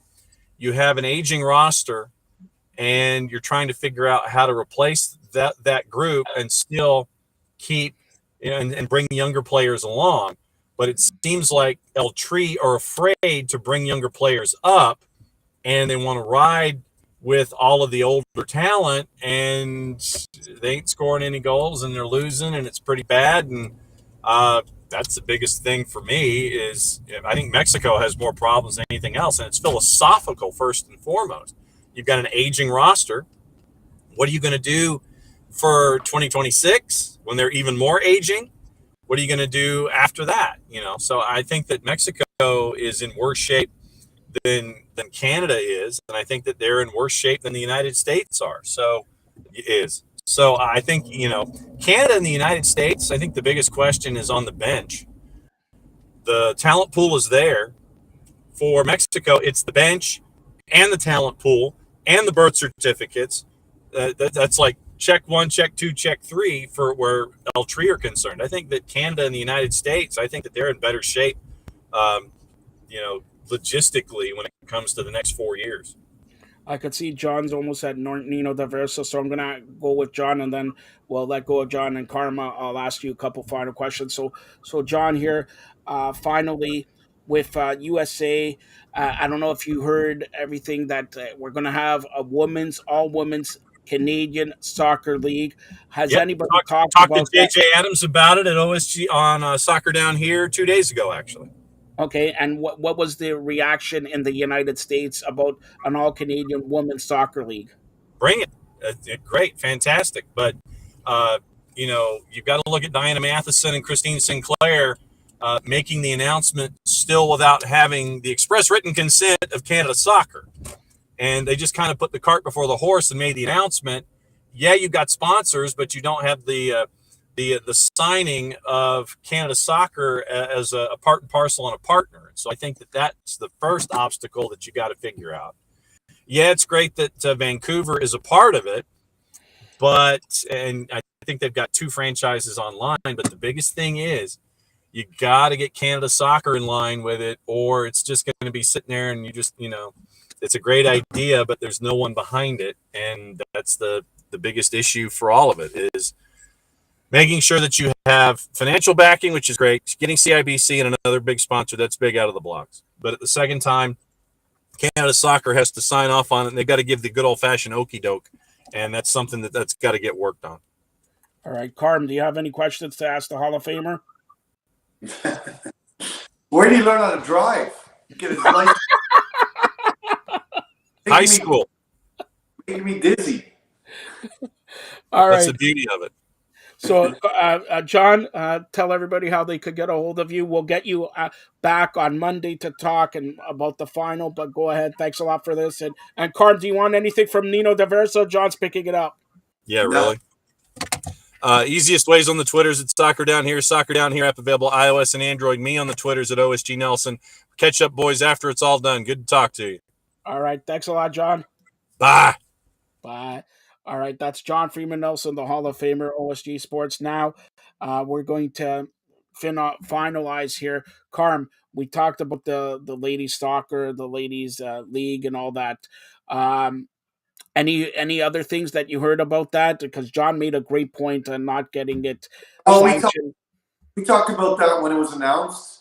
We talked about the kind of premature announcement without consent of CSA, but I think this was a strategic maneuver by Christine and by Diana, like because of all the media they got and all the positive media they got. I mean, they're just basically putting the onus on CSA to say, if you don't do this, imagine the negative reaction that will have. So I thought it was a strategic move by Diana and Christine. And you know what? There's a lot behind the scenes that we don't know about. We talked about Bria Carr-Harris and her kind of being elected as the one to oversee women's professional soccer and to put a viability plan in place. And I think she's still the right person. And I just wish that her and Diana and Christine could come to a harmonious kind of working together mentality where this can be successful on all angles and we can get all the political rubbish away. Because I do think that Diana and Christine and Bree and the CSA and CSB will be great partners in developing this. I just hope that politics and rubbish stay out of this whole equation. All right, and just a side note, we mentioned the Women's World Cup happening in 2023 in June, July. Um, Take us through. We always look Canada, America, and all that, but arguably, is there anybody else that can compete with Canada and America solidly? Like in the men's side, we have 5, 6, 10 countries that arguably you can mention Italy, France, Argentina, Brazil, Netherlands, and all that. How many can you say in the Women's World Cup? Oh, absolutely. I mean, if you look at what's happening at the youth levels, the Spanish are dominating the women's side at the youth levels. The Asians, the Japanese are still very strong. I mean, it was Japan and Spain in the final for, I believe, the U17s or the U20s. Sorry, but but the English winning the Euros Cup, they're going to be a dominant force. But I still think that all the experience, all the professional atmospheres, all the professionalism that our Canadian players and the American players are in today will still put them over the hump. But I think that there's going to be some crazy culture shift in the English game, and I think that will translate into the World Cup. I think that the Germans are still very strong. The Spanish are just developing a incredible product of football, and when the athleticism and matches those of the North American teams, or even like some of the South American teams like Brazil, I think it's going to be, I think we're going to see Europe kind of move in and dominate. The U.S. are still physically dominating and technically dominating as well. But the parity's coming, and I see a lot of teams being up there, and we're still grateful for the likes of Kadisha Buchanan and Ashley Lawrence, like pretty much at their peak, still being considered top playing in top leagues and just getting better. So yes, I do think there's the Spanish and the Germans and the English, obviously, and the Brazilians and the Japanese that can challenge the Canadians and the Americans for sure. All right, so that's the World Cup. But I'm going to ask you a personal question. You're a headmaster coach, like Giancarlo says, York University men and ladies. 2026 World Cup here. What changes? Forget about the World Cup. Would you like to see in the group at York University, the CPL, and everything like that? Forget about the World Cup for right now. Where do you think it's going? It's growing in Canada. It's growing like crazy here. But you are the lifeblood. You're teaching. You're coaching. You were just at a soccer showcase there. Okay, you're scouting and scouting and scouting. Where do you think in 4 years? By the way, in 4 years, are you going to have a nicer house? But in 4 years, where do you think it's going to be? Forget about the World Cup right now. No, I mean, I think overall everyone's heading in the right direction. The new commissioner Noonan has a grand plan, I think, and I think he's aligned appropriately with the grassroots system. I think he's aligned appropriately with the Canadian Premier League, being Canadian. I think that CSB coming in has to have a bigger impact on the grassroots infrastructure. And right now, like the business side of things, as far as the Canadian soccer scene has been the dominant kind of reasoning or rationale behind every move. The business side of it is kind of getting a lot better and kind of finding a balance and a sort of a positive flow. But they still need to work out a lot of things in infrastructure. They still need to work out a lot of things in gaining trust of the players and the community. I'm not talking about on the field. I'm talking about off the field. So there's a lot of things that Mr. Bontis inherited that he needs to kind of take a long look at, and we need to give him a chance and the support to fix.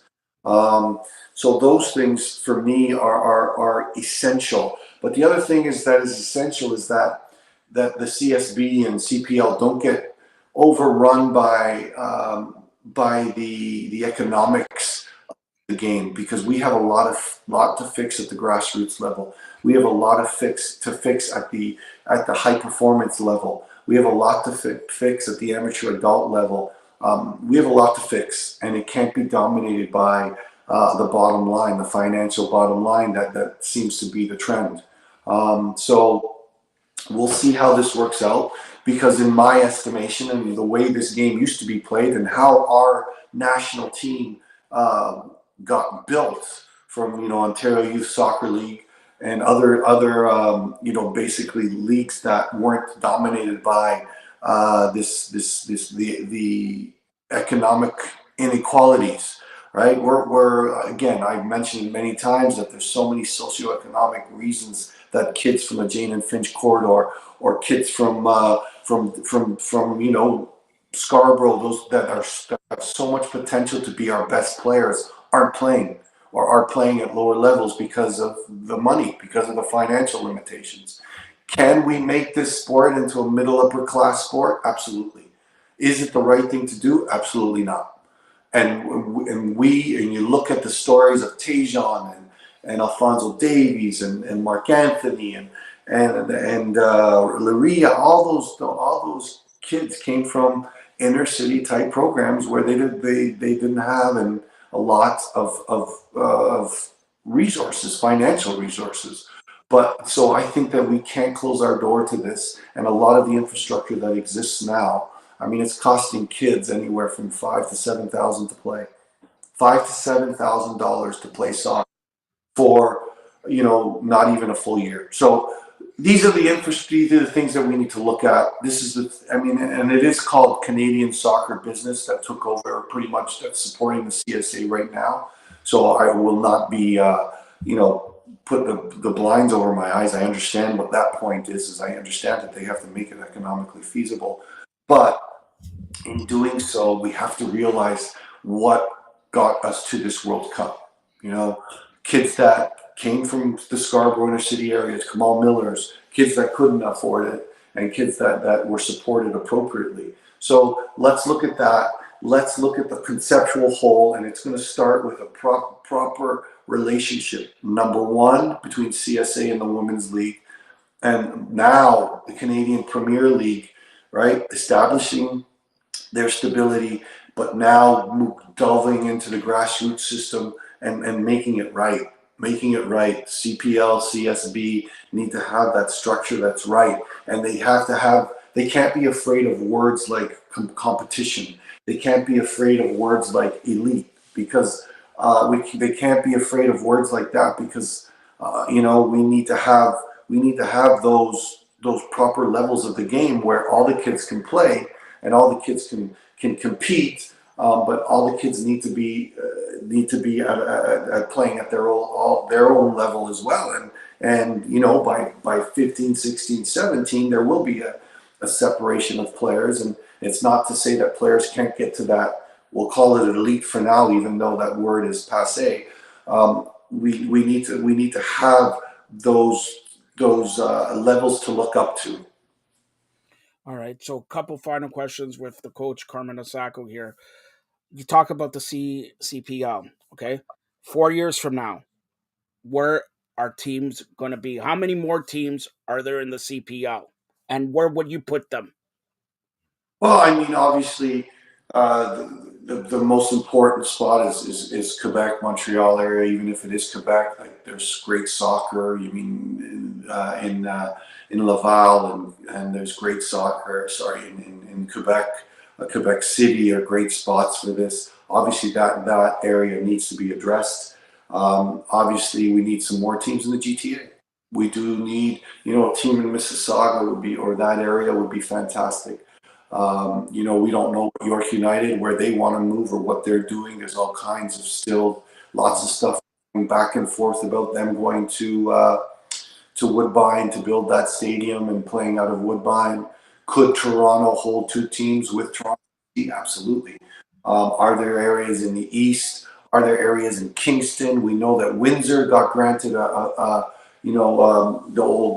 old Commissioner Callahan has been granted the rights to the Windsor project, which has a lot of great people in that area. So there's a lot of soccer communities. Even further east, like Peterborough came into League One with some incredible owners, and Julian de Guzman has that professional mentality and that professional growth, and he's had the courage to put his money where his mouth is, and is investing in that League One organization, and hopefully he can grow it. Hopefully they have a CPL organization in the coming years as well in Peterborough, or Simcoe County. There's so many markets that are so good, so like Kingston and all these markets that are so strong in the soccer community, that there's like endless opportunities. But the one thing I'm 1,000 am on board with is the patience of what CPL has done. The leadership of their ownership is fantastic. A lot has to do with Bob Young and Scott Mitchell, who have put a great group together, a solid group together. Within the first 4 years, it was going to be the toughest time. We added franchises, and in Ottawa and Vancouver, Langley, and we did lose Edmonton, which is terrible because it's a fantastic soccer market. So there's room to grow. There's room to build, but I think that there needs to be patience, and there needs to be strategic planning, and there needs to be a fiscal kind of reasonability in everything they do. A better plan. Also, now let me go to MLS. Toronto, Montreal, Vancouver. In 4 years' time, are one of them champions already? Well, TFC already won. In 4 years, either Toronto, Montreal, or Vancouver, and for that matter, maybe another team in Canada in the MLS, but are one of those teams a champion in those 4 year span? Oh, absolutely, and Montreal did a lot with a little last year, and then they moved on to sell Alistair, they've moved on to sell Kone. So obviously their mentality is to be fiscally responsible, and kind of use the money from selling players to make the business of Montreal or CF Montreal grow. Obviously, Toronto still has that they want to win. They're in a market where they want to win, and they have incredible financial stability with the Toronto market through their support, through their corporate sponsors, through MLSE. Obviously, it's structure stable, so they're in a position to win. And Bill Manning is one of those that wants to win, and Bob Bradley is a proven winner as well.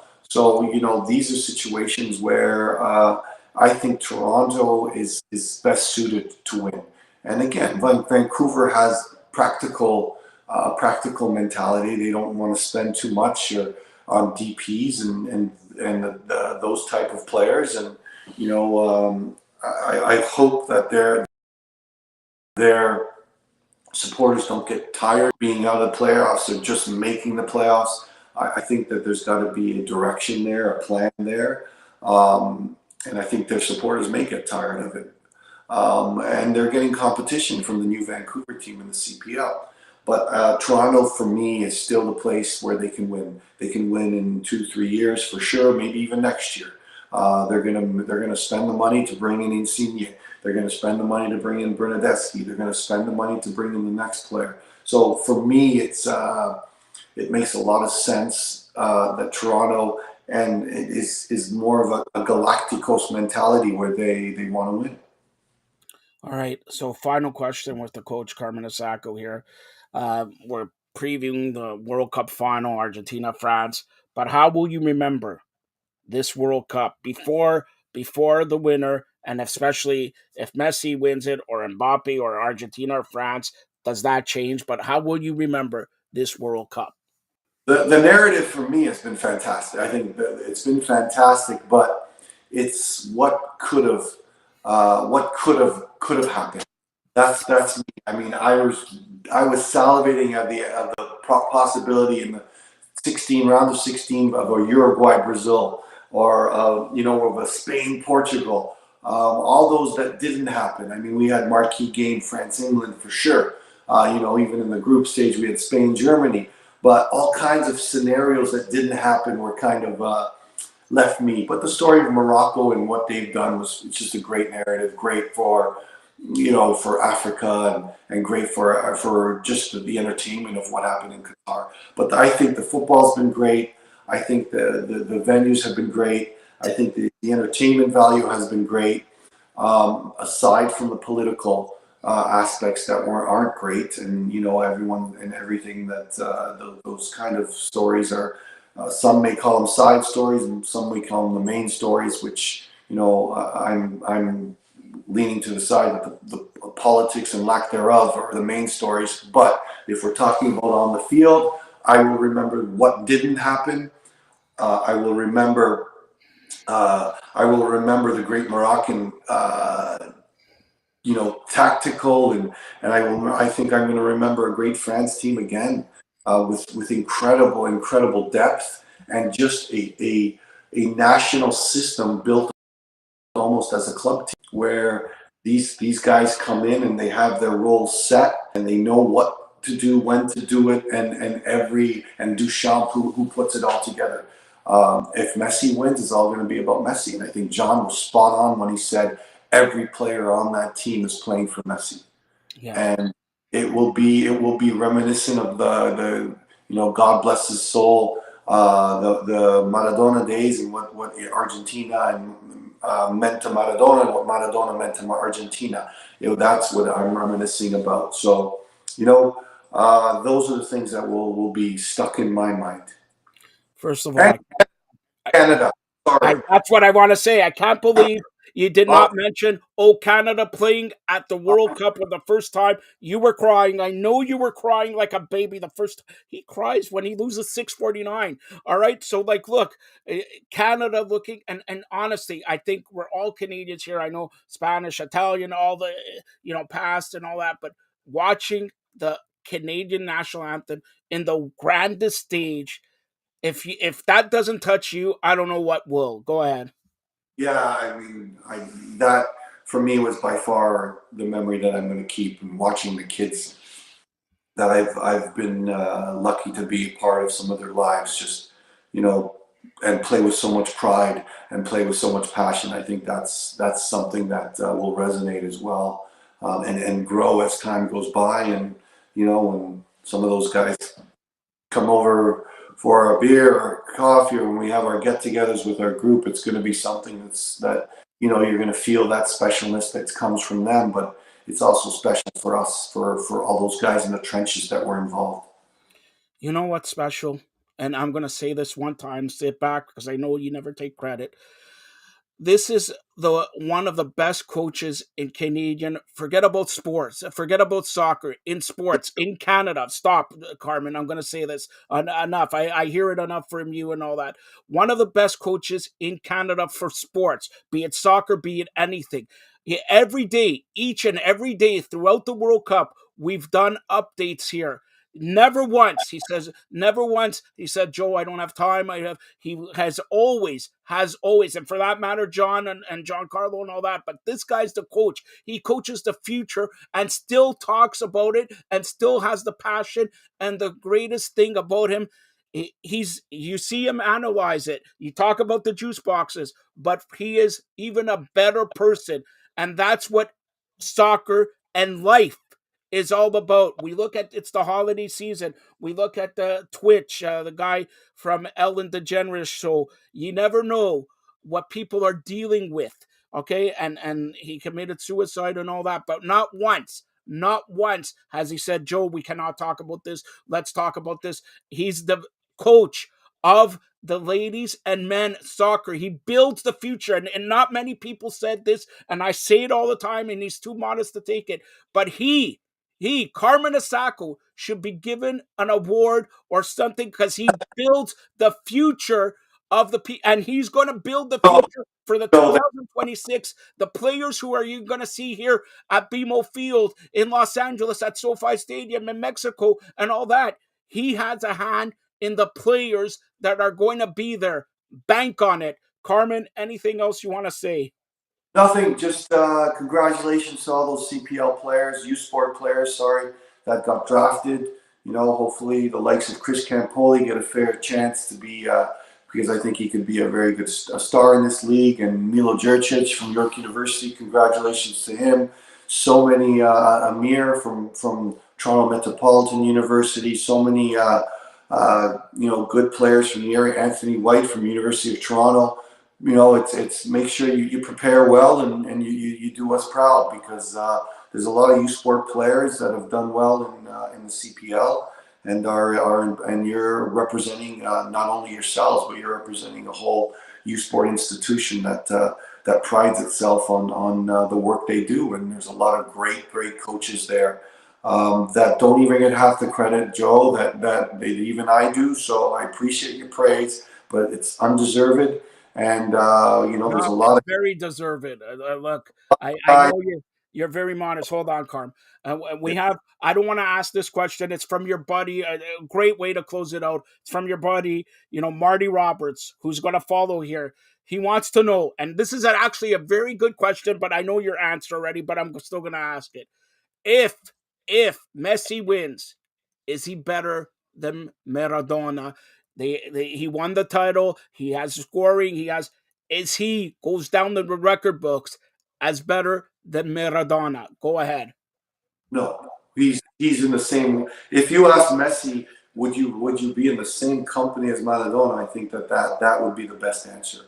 Better than matter. He would be godlike in Argentina. He already is godlike in Argentina. And you know what? The best thing about Messi is he showed a side that was very composed but very passionate, and Maradona was all about that. And Messi has shown a side of passion, a side where he supported Riquelme against Van Gaal in his celebrations. That side of Messi was never something that he saw, but he's not afraid to put it out there. Now he's putting it out there. And if you ask Messi who the best player in the world was, or who the best player ever was, he himself would say Maradona. But being in the same light as a Maradona, it would be just something to pride yourself in.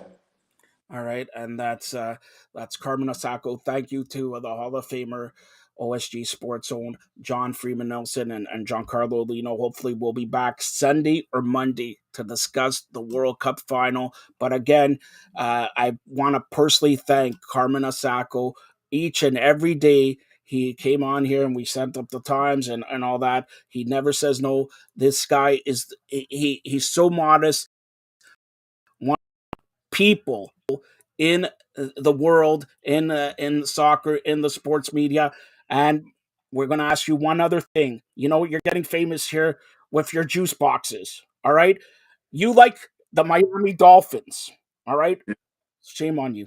You like the Miami Dolphins. This Saturday at 8:15 p.m., they play the Buffalo Bills in Orchard Park, New York, Highmark Stadium.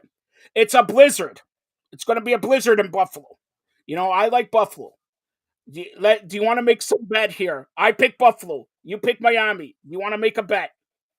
Absolutely. I used to play. What should we bet? What should we bet? Buffalo Blizzard, by the way. Sorry. I'm not touching that. I know. Listen. Marty Roberts told me you're a wine connoisseur. Is that true? No, I wish I was, but I'm not. My palate is a Guinness, and that's it. So no, you're Italian. You're a wine connoisseur. Come on, a Guinness. Come on, you're Italian. All right, listen. Here it is. Here's the bet. I say Buffalo wins. You go with Miami. If I win, I get 2 of your checks. 2 of them. Okay. If you win, I'll go cut your hair. Look at my hair. See, nice. I'll go cut your hair for a month for free. Sounds good. All right. So, by the way, show me your check after the show. All right. That's Carmen Asako. Don't need to get him on social media. But again, Carmen, you say France, right? I say France. I mean, again, the story of Messi and the Cinderella, I would love to see. But I see. Argentina va ganar 2-0. 2-0. Argentina. Okay. Stay tuned. That's right. Say something in Spanish. Come on. Oh, I can't because it'll be cut from the show. All right. For Carmen Asako and John Nelson, you've been watching the Soccer Show. Stay tuned for more great programming. Thanks a lot, Carm. See you. That was Carmen Asako and John Freeman Nelson World Cup preview. Me and John pick Argentina. Carmen picks France. Let's see who wins. And by the way, Buffalo's going to destroy Miami in the blizzard. Squish the fish time. Saturday night in Buffalo, 8 p.m. or 8:15, whatever. But Buffalo is going to squish the fish this time around. All right? This time around, they're going to squish the fish. Guaranteed. Now, professional hockey player for the Toronto Six, PHF, Taylor Woods. Hey everybody, this is Joseph Pasek, and welcome to the Fired Up Network. Welcome to the flagship show of the Fired Up Network, Fired Up Live. Welcome to We the Six with my good, close personal friend, Taylor Woods, here on We the Six to talk about Toronto Six and the PHF All-Star Game coming to Toronto, but not at Canline Ice Sports. Too small, because for an All-Star Game, you know what happens, Taylor? Not only is Kipling, Marty Roberts, going to be there, all right, but the president of the provinces of Canada, yes, myself, and I've been nominated. You don't know this. I've been nominated as the Prime Minister of North America. Yes, all right, the Prime Minister of North America. I think that's a conflict, though, when it goes into the All-Star Game, because the All-Star Game has Team World versus Team US, team versus Team Canada. So, and I know, okay, like Canadian stuff, but like, I think that poses a conflict of interest if you're going up for, like a salary raise or something that there. So, do you think I need a salary raise? You know what? Do you want to be the vice president of the provinces of Canada? Never mind. All right, let's get to it. First of all, we'll start about Toronto Six. Toronto have an outdoor game, and you think it's great weather and all that. Look at the weather outside tonight. You're heading to Buffalo right now, just minutes away from heading to Buffalo. Friday an outdoor game, Saturday an indoor game, but Saturday, from what I know, it's going to be a blizzard in Buffalo in time for the Bills to demolish the Miami Dolphins, squish the fish. And now, tell me this: have you played in an outdoor game? I have actually revisiting memories. It was one of the turning points of our season last year for the worst. But yeah, I've been involved in outdoor games. They're just a blast, right? You're there with teammates, the different experience. You get the different atmosphere, of course, like you're battling the elements and stuff, but it just makes it for that different type of game, and that game that you remember hopefully for 10, 20, 30 years. So I'm very excited, even though the weather's gonna be iffy and stuff. You just sort of play in the elements and just remember, it's like, hey, this is sort of what you did when you're younger, just going out there and just having fun and like doing whatever you want. So that's what I'm going to be looking forward to. How different is it to play in an outdoor game as opposed to an indoor game? Is there much difference? Once you're on the ice, or is there like a lot of difference? A little bit of difference, right? So if you want to talk strategy and stuff, like you sort of have to prepare like just for different ice conditions, right? So it might be super hard, and like that's good. So then the puck slides and stuff, and you might have snow pileups, right? So you have to just be ready for just different puck speed, different puck bounces, and also just in terms of the size, right? The size might be different in the offensive zones, right? Boards might be a little bit wider, so you just got to prepare for that. We're playing at night, so there's not going to be any sun, which is nice, so you could see, and there's no reflections. And then just the play in general, right? It sort of motivates you a little bit more, sort of gives you that fire as a kid. So the battles are also going to be a little bit more gritty, right? You might see some cool stick handles if you go down to the zone or like some odd man rushes and stuff if you can with the ice. But yeah, it's just sort of that youthness will come out, I think, a little bit more. All right. So, but have you played in like a blizzard? Because they're talking about 15, 20 centimeters in Toronto. That means, in Buffalo, you're going to get 50 centimeters, put it that way, or 2 to 3 or 6 feet. Now, have you played in a blizzard?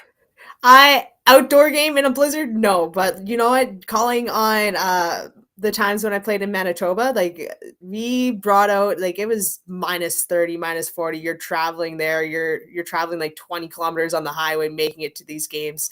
So, and also just bringing like a hair dryer per se, just to warm up your toes, so then you have some feeling, right? So it's those things. It's like, okay, anything that we're going down to Buffalo, I think at least the Manitoba players on our team will be able to deal with and fight through that adversity.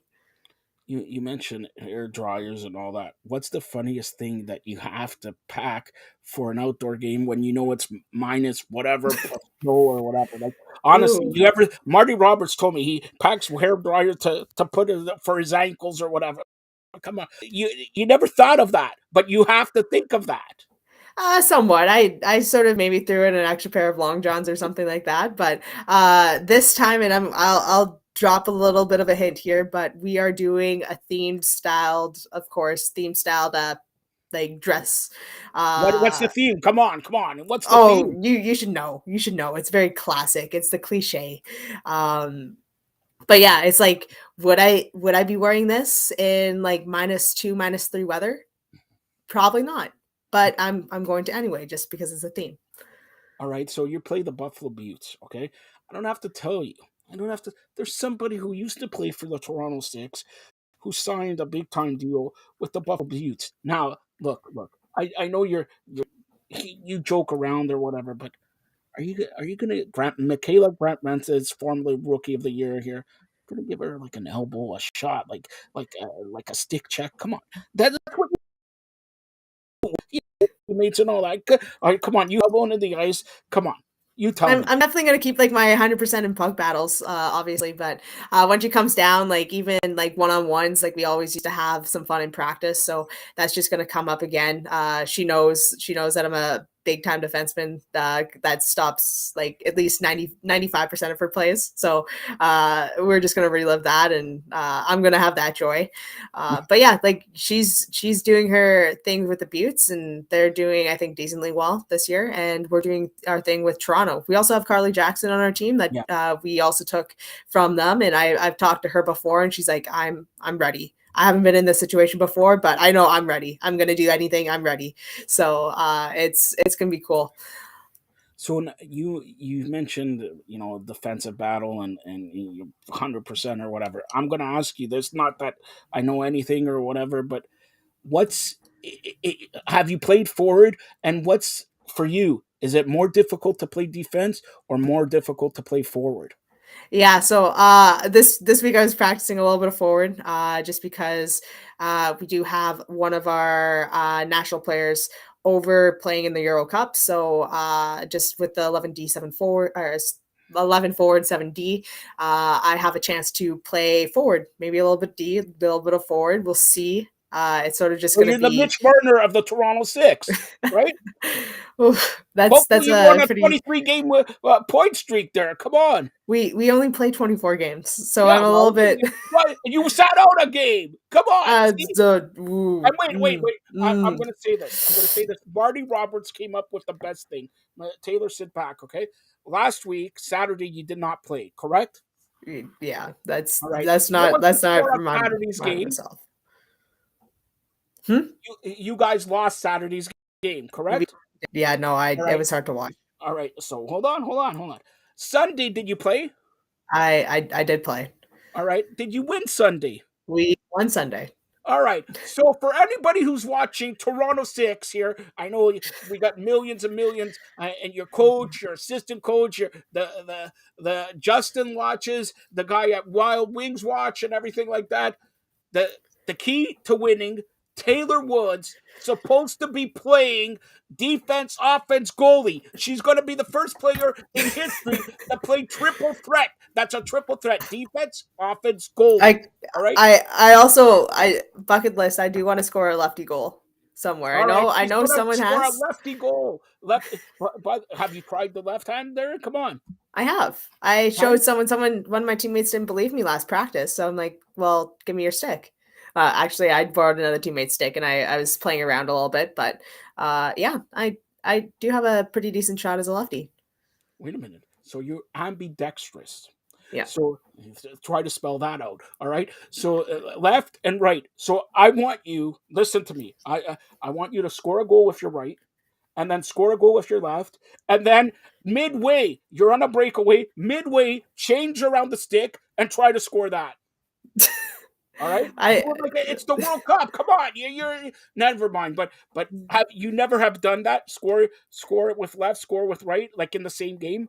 In the same, maybe in a couple of Shenny games, because I just bring both sticks out on the bench, but not in like any high level. Well, it's about to get high level. You got to do that. Look, 2022 is closing out. You got 2 games left. All right. Let's say in 2023 you do that. That's one of your fired up goals. All right, fired up goals, and we're gonna promote it like crazy when you do that. All right. So let's take us through Buffalo. What kind of adjustment? Because usually you play an outdoor game, and then 12 hours later you got to play an indoor game. Yep. That usually doesn't happen. When you play the outdoor game, they give you a day, 2, 3 to relax, and then go back indoors. What kind of adjustment for you guys? Because let's face it, the weather tonight is dreadful. Okay, and tomorrow in Buffalo, who knows? But you're playing an outdoor game, followed 12, 14 hours later by an indoor game. So Yeah, what kind of it's adjustment do you have to do? hockey's hockey, right? So it's just at least we're gonna be a little bit warmer coming in. We always play better during our second games anyway, so it's Why is just that? I don't know.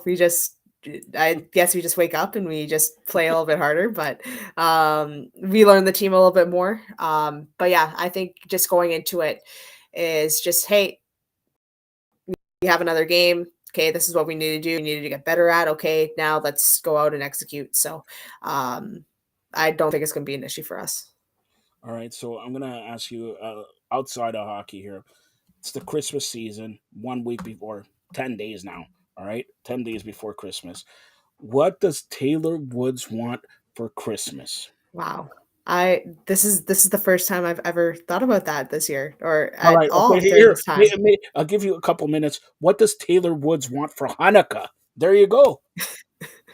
Yeah, you know what? I just want to be around people, just have a good time and just have just chill and relax, right? Just sort of just yeah.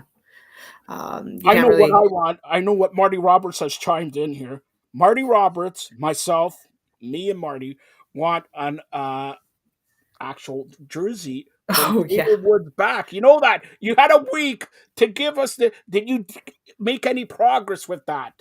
Well, there's one in my closet and there's one in my dressing room that's there if you guys want it. But No, um, hold on. Listen, I'm the president of Provinces Canada, soon to be the Prime Minister of North America. Justin Levine, who was on here, all right, I forgot to ask him. Justin Levine, he's oh, the media relations director for the Toronto Six. Do your job.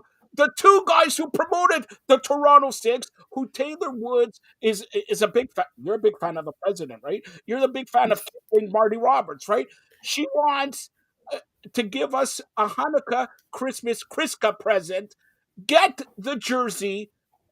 Marty will take red. I'll take the black one. I know you like the black one better. All right. so So I also have if Marty's Kipling, and you guys said that Kipling didn't have a jersey, but Kipling does have a jersey. he stole it off Marty Roberts' back. You telling me, or she stole it off Marty? But We're gonna have so problems. this next time that we're both on, and this is going to be a question to Marty. What number is Kipling? What numbers? Ooh. So Wait, yeah, you guys hold gonna on. have to tell me that. Marty Roberts chiming in here. It depends what bus he's taking, because Marty Roberts is a TTC driver. So you got to ask Marty Roberts, what bus is he taking? Oh, What now? All right, give Marty a hint. You could give mention a that's famous hockey player. that's gonna be well. Um. Hmm. All right, is it in the teens, No, that's my in the hint. 20s? That's my hint. It's not in the teens. No, but you got to give more. Then we could go up to 90s, in the 20s. Exactly. It could be like over. It could even be like 1,000. Right? You've seen mascots with like 1,000 on, No, we haven't. right? You've seen like the All right. 401 So when you if drive in you the answer, 401. Marty Roberts has chimed in. If you answer this skill testing question correctly, he'll guess. If you get it wrong, you got to tell us. So here is the question: the Raptor, the Toronto Raptor, right? What number Yes. does he wear? Oh, is it 0? No, wrong. Well, you better start giving us the answer. Okay, Kipling wears obviously number 6. Of course, that's number 6. You know what? Marty Roberts doesn't deserve that. You should know, if we're obviously the Toronto 6, he's going to wear number 6, and that's why I hinted at, if it's a very famous person, Marty Roberts loves the Pittsburgh Penguins, and you know what? Number 66. There you go. But 95 for the Raptor. That's the year they started. Ah, got it. 95. Got you. And does Winnipeg ever have a mascot? The Jets, do they have like an airplane mascot? Oh, no, they had the Moose. They had Mickey Moose doing double team, double jobs. So, yeah, I'm not sure if he's still there, if they upgraded when they upgraded or changed their jerseys, but that's something that I'll look into. Mickey Moose. All right. So that's Taylor Woods. Taylor, you're going to go 2-0 this weekend, right? Beat the Buffalo Yeah. Bills, right? Hmm. And if you don't, I'm gonna call Michaela Grant Mentis, who owes me a favor, who may be replacing Taylor. Never mind, nobody replaces you. But take us through, when's the next time you're here in Toronto for Toronto 6? It will be in the new year, so I believe it is January 8th. I Ooh, think it's we January 21st. Actually, I'm looking January, at yeah, January yeah, 21st. And don't forget, we got to talk, just as we close this out, the All-Star game, the PHF. What a job by the producer there. You see the logo there and everything like that. All right. The All-Star game coming to the Mattamy Center, formerly Maple Leaf Gardens. Now, have you ever played at the Maple Leaf Gardens? I have, I Yeah. have, yeah, Now, the, I'm gonna say this. I remember going to Maple Leaf Gardens. The smell is the even difference. You could see the popcorn and peanuts, and like, who needs tickets? Is it yeah. different when you go to play at Maple? Even though it's not Maple Leaf Gardens no more, it's they restructured it, everything. But is it? How do you feel when you hit the ice at Maple Leaf Gardens? Know that Stanley Cups 1967 was given on that ice. For that center ice, you know where you have to go? To Loblaw. Yep.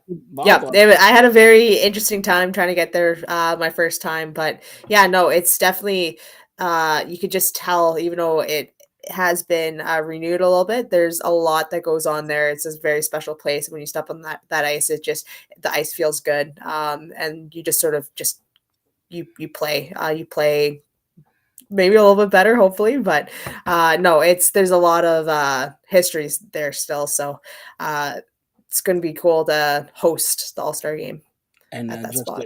I'm just gonna post the logo. Just it's gonna cut you off for 2 seconds. This is a cool logo there. Look at the logo for the PHF All-Star game here at Toronto's Mattamy Center. Again, Sunday, January 29th, 7 p.m. Look at that logo with the CN Tower there. That's a cool logo there. And I'm gonna tell you, Taylor, yes or no? Are you going to be at the All-Star game? Doesn't matter as a player, could be a fan. Are you going to be at the All-Star game? Yeah, All right. 100%. Is Marty Kipling Roberts going to be at the All-Star game? Oh, you better be. He bet. You hear that? You want to call him out here? Call him. He's going to be on here after, because we're doing the Leafs pregame. You can't do, or the Leafs postgame. You can't be on because you're on the way to Buffalo. But you want to say anything to Kipling, Marty Roberts? He's just going to have a lot of people around him. So he better just make sure that his fists are good and he's smiling a lot. So yeah, he's just gonna have a busy day. His fists are good. Like, Well, what's he it's fists, doing? when you give a fist bump, like he's gonna have to give a lot of fist bumps. All right. So just warm up the shoulder a little bit, right? It has to be soft because they're kids, right? So a little pound, Don't worry, Marty Roberts. Every time he's in the tub, man, he's in the tub. This guy has been more in the tub. I mean, like, oh my gosh! All right, that's Taylor Woods. Again, the Toronto Six outdoor game against the Buffalo Beauts Friday, indoor game Saturday against the Buffalo Beauts, and then they have a couple of weeks off before the holiday. I'll get you on before the holidays to tell me what you want for Christmas, and whatever you want. Marty Roberts has chimed in and said he's going to give you what you want if you give him a Taylor Woods jersey. Deal? Sounds good. All right, tell everybody how they could get a hold of you, Taylor. You could find me on Twitter at Tay Storm or on Instagram at T Woods Training. Simply one of the best defensemen in the PHF. That's Taylor Woods. Thanks a lot, Taylor. Thank you. My pleasure. Thank you to Taylor Woods. And after this segment, we're going to be joined by Marty Roberts. The Maple Leafs are trailing the New York Rangers in the third period 2-1, and the San Francisco 49ers are leading the Seattle Seahawks 7-0 in the second quarter. Thursday Night Football, as we talked with Andy McNamara. All right, so that's Thursday Night Football, and now last year we had Wave Global on as a major help here. He gave away some of his earphones and earpods. Here is Anthony, the owner of Wave Global. Hey everybody, this is Joseph Pasek, and welcome to the Fired Up Network. Welcome to the flagship show of the Fired Up Network, Fired Up Live, and welcome to my good, close personal friend, Anthony from Wave Global. We were on here about a year ago, and haven't talked to Anthony in a little while. Let me see. You got older. You got worse looking. You're at least wearing a shirt, not a tank top. Here, how you doing, Anthony? I'm fantastic, Joe. How are you? Look outside. I'll tell you how I am. Look outside. You're in the palatial estate of Wave Global. What are you, in Hawaii, Atlanta? Where are you? Just in a comfortable, nice, warm place right now. You know, right. I just don't want. Like I said, it's been a year since we had you on here and all that. A lot of stuff happening in the electronic world, and Wave is ahead of it, on top of the curve there. Go ahead, tell us what's new with Wave Global. Well, everything state of the art, best of the best headphones, with true active with 5 mics. The battery life is amazing. Minimum of 40 hours. Did the actual testing of those headphones, and you can get easily 70 hours charging, which is amazing. Our Pro Pods, we've got 6 mics for still clarity communication, and it's just amazing products which will be excellent gifts for Christmas if anyone is interested. And we're just focused on the new year as well, with new and innovative products with cutting edge technology every 6 months to a year. So we're focused on that as well for the 3. But right now we've got amazing products. We've got 4 different colors in the ANC headphones, and we have the Pro Pods, which is 2 colors, pouch, hard cases. We've got everything included with these products. Last but not least is our gaming Pro Pods. We have that as well, but they're amazing. The products retail for $139.99, so they're all under $200. All right, and for those who don't know, just a couple minutes ago, we had professional hockey player Taylor Woods of the Toronto Six, and here I'll give it to Anthony. Can you tell me what these headphones are? Look.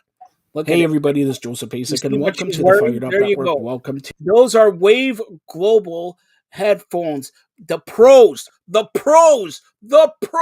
were Wave Global. Yes, you got Taylor Woods, you got our good friend Tracy Murray, Charleston Hughes, Nathan Parrott. The pros were Wave Global, and Taylor loves them.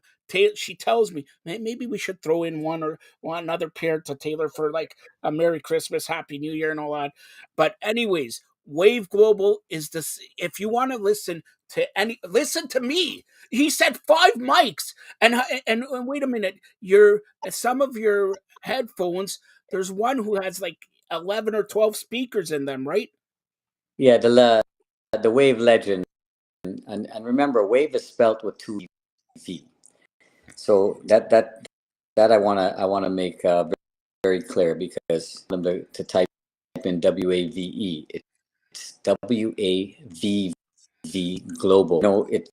We have the Shopify store as well, so all they have to do is www WAVE Global, and it takes them right to the store. But the earbuds, they're just crazy good with technology and sound mics. So you've got crystal clarity for sound. Period. So that's WAVV, like Victor, WAVV global.com, Correct. waveglobal.com. And if you want to wear what the pros wear, check it out. The headphones, the pods, even the gaming pods, everything like that. And Anthony, if there's ever a problem, Anthony's always around. Great customer service, great Wave Global. You'll be riding the wave, but you'll be listening to crystal clear sound. You'll hear the president of the provinces of Canada better. And Anthony, just for you to know, I am running to be the mayor of North America. Do I get your vote? What's so you got funny? my Everybody say that and everybody laughs. What's so funny?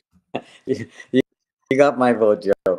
Here, I got I'm gonna give you a big discount because you put me on this show today. Anybody buying will get them 20% off. All right, hold on. That's the worst promo you've ever done. Here's the president of the provinces of Canada doing a promo, soon to be the mayor of North America. Listen, you heard me and Anthony say the pros wear the headphones, the pods, and everything. Do you want to be like a pro? The mark of a pro is Wave Global, and according to Anthony right now, once you purchase it, you mentioned, what did they have to mention? Fired Up. Work, and they get 20% off, and I'll give you the promo code for that. Just put JB when they're checking out.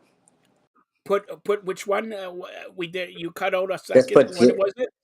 just put JB20.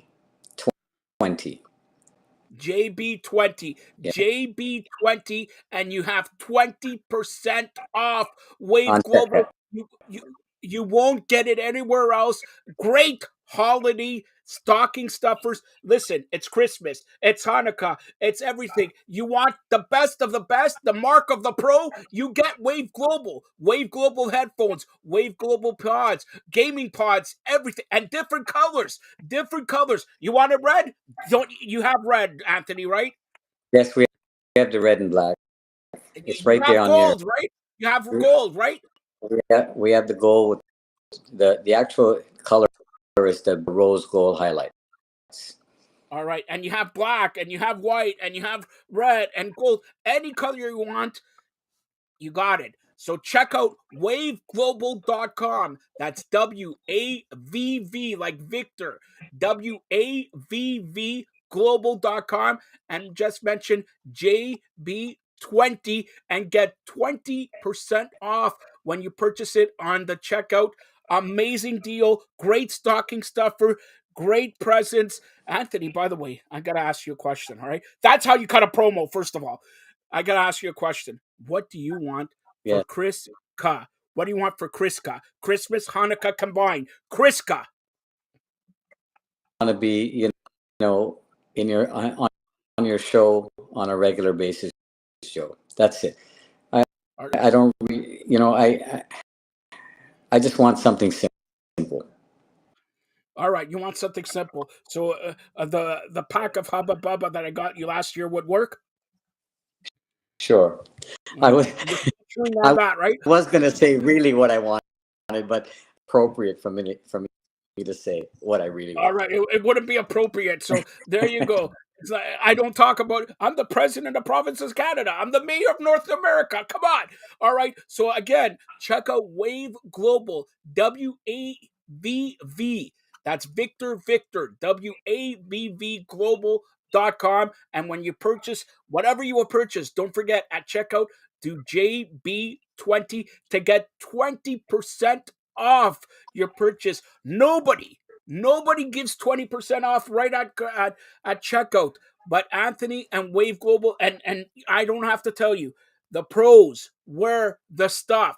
Tracy, Taylor Woods, you saw her on the show today wearing the Wave Global headsets. They're amazing. Check it out. And Anthony, every Shipping is year all included, so they get, shipping's all included. shipping So is all included. you could send it to the winner of France Argentina World Cup game. Arrange anything, Joe. That's All right. not a problem. So listen, I'm gonna listen, Anthony. You don't know this. Oye, Messi, va ganar. Coge esto. See Spanish, all right? If I knew French, I would speak in French. But look, Messi, of course, running to see if he could get the World Cup trophy. He will wear Wave Global. But Anthony, let's conclude here with every year technology. You hear about iPhone 14, 15, Samsung 24, whatever. What do you do, and how complicated is it to update the headphones, the pods every year? It's not that difficult once you're in that space and you already technology, down packed. Where we have, for example, if the Bluetooth chipset changes to a different version, fix. So the version could be 5.0, 5.2, 5.3. Purchase that chipset, and we include it into our products, our latest products. Technology out for every product that we promote and we sell. No problem at all. All right, unbelievable products. Seriously, a good friend of mine, Anthony, the owner of Wave Global. Check it out. We mention it every year, but it's a great. We're basically 10 days away from Christmas, from Hanukkah. Hanukkah ends on Christmas Day, but go out and the prices are unbelievable. And Anthony is here to 20% off it. So honestly, your prices, and I know not because I know you, but your prices match everybody. Why take an Apple product? They're crap. They're crap, and they're worth $500. Your best product is worth half of iPhone's or Apple products. Yeah, you heard it right. It's His best. Go ahead. It's actually 1/3 of the Apple Pro Pods. It's 1/3. But I'm not. 1/3. Yeah, I'm not knocking Apple at all. For us, we strive on being the No, best no, of no. the You best. don't knock them. You don't knock them. I'll knock them. Listen, do you know what good? The only thing Apple is good for? An apple a day keeps the doctor away. That's what Apple is good for. I don't listen to music on Pro Pods or Apple or whatever, all right? Because you know what, Anthony, what if they break down? You're in line for hours at the Eden Center, hours in Apple, hours, because this is the holiday season, all right? By the way, Anthony, yeah, ProPod send it to me because I need presents, all right? But anyways, check out waveglobal.com, WAVV like Victor global.com, and when you purchase it, at the end, at the checkout, punch in JB20 to get 20% off your purchase. Anthony, any other thing that you want to say here to all the fans? Well, we would appreciate in building this brand. We're Canadian. It's the only minority owner and founder of in headphones.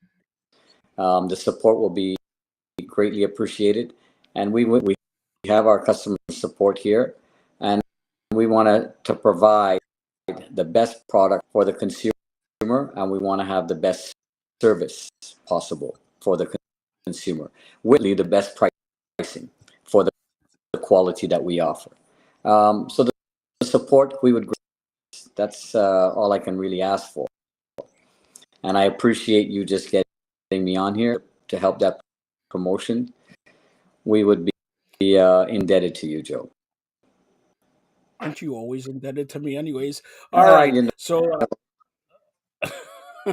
all right, Anthony. That's Wave Global. Check them out. Waveglobal.com. WAVV, like Victor, global.com. And when you purchase it at checkout, do JB 20% off.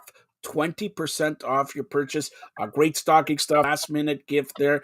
And while you're at it, you could get the headsets, the iPods, the gaming pods, PlayStation or Xbox, they need a gaming pod and all that. Check it out, waveglobal.com. Anthony, if I don't speak There's one to you, more. There's yeah. one more I can add. If it's percent off, but it's on Amazon.ca. All our products. If they want a Boxing Day special right now for $20 off each product, if they them, but I just gave you a promo code for 20% off our Shopify. They can go there and get the product from there. But if they so choose, and also order it from Amazon Prime. All right, so check that out.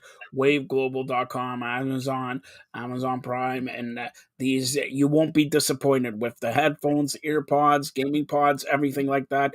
Great quality, great listening to, and like you mentioned, five speakers and 12 speakers and all that. So check it out, waveglobal.com. Anthony, if I don't talk to you, I'll have a very happy and merry Christmas. The best to you and yours during the holiday season, and I'm still waiting for my Hanukkah present. Thanks a lot, Anthony.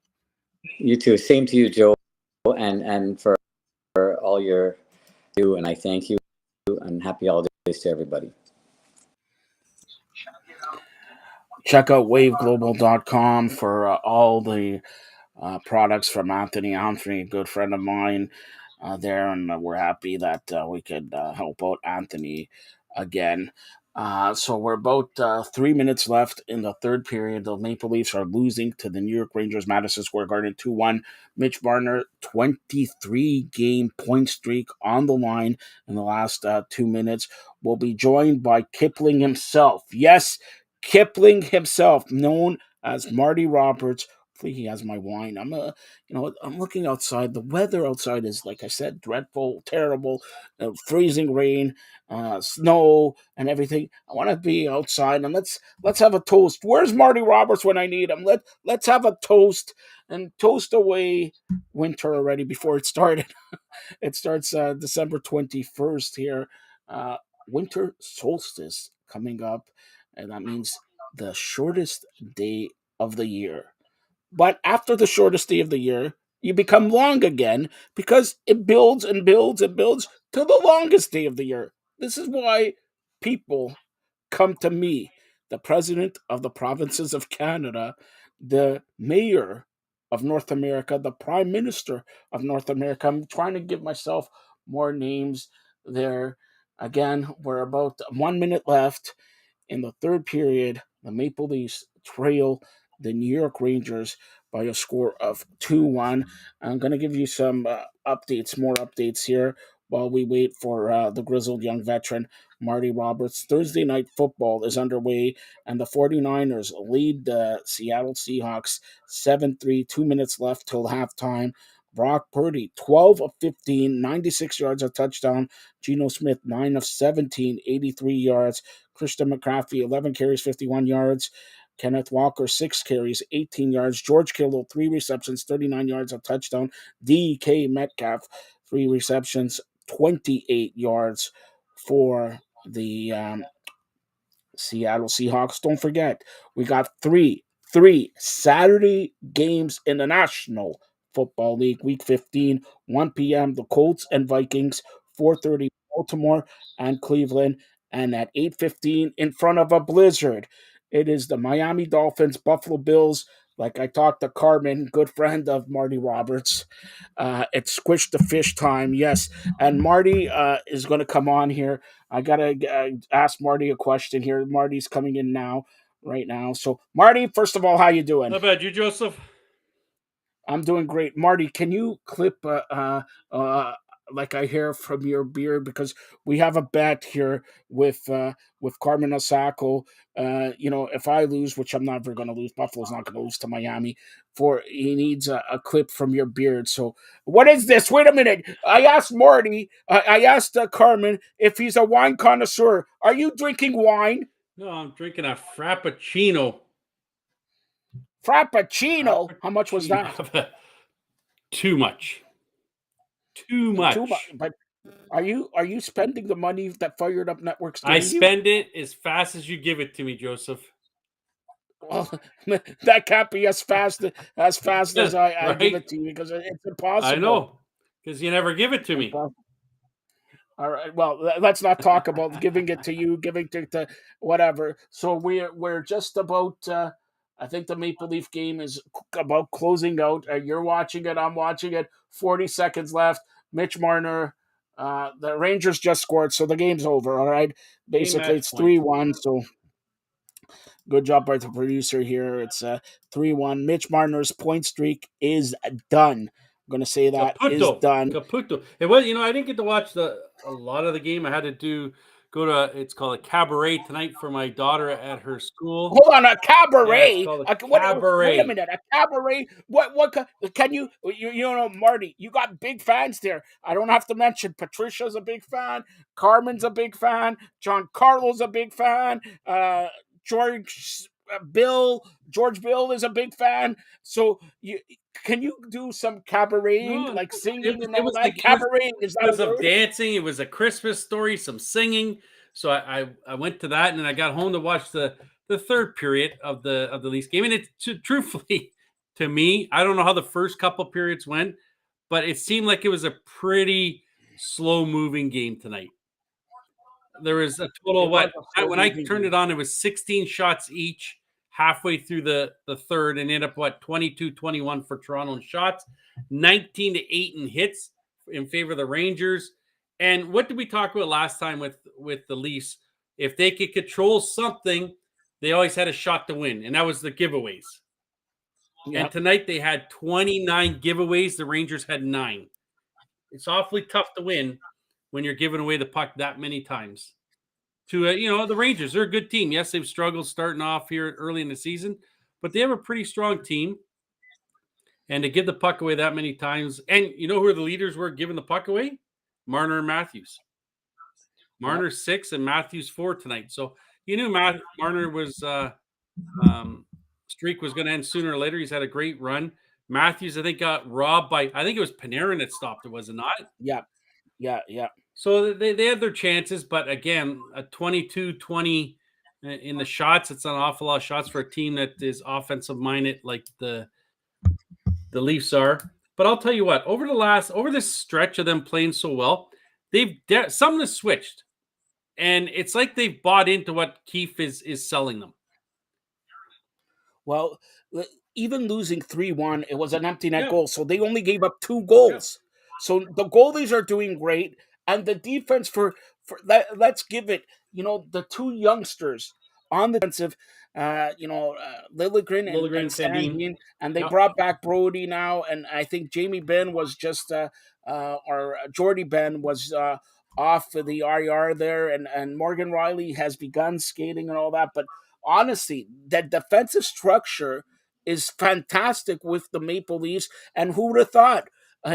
He's not coughing the puck away, and that's your boy. Yep. You're the biggest fan of Justin Hall. All right. No, seriously. It'll be interesting to see when Riley comes back. Who are they going to take out of this 6 right now? Because Timmins is playing pretty good since he's come to Toronto. A steal. First 4 games, 4 assists. Let's he's give it. blocking. Everybody wants to give it. You want to give it.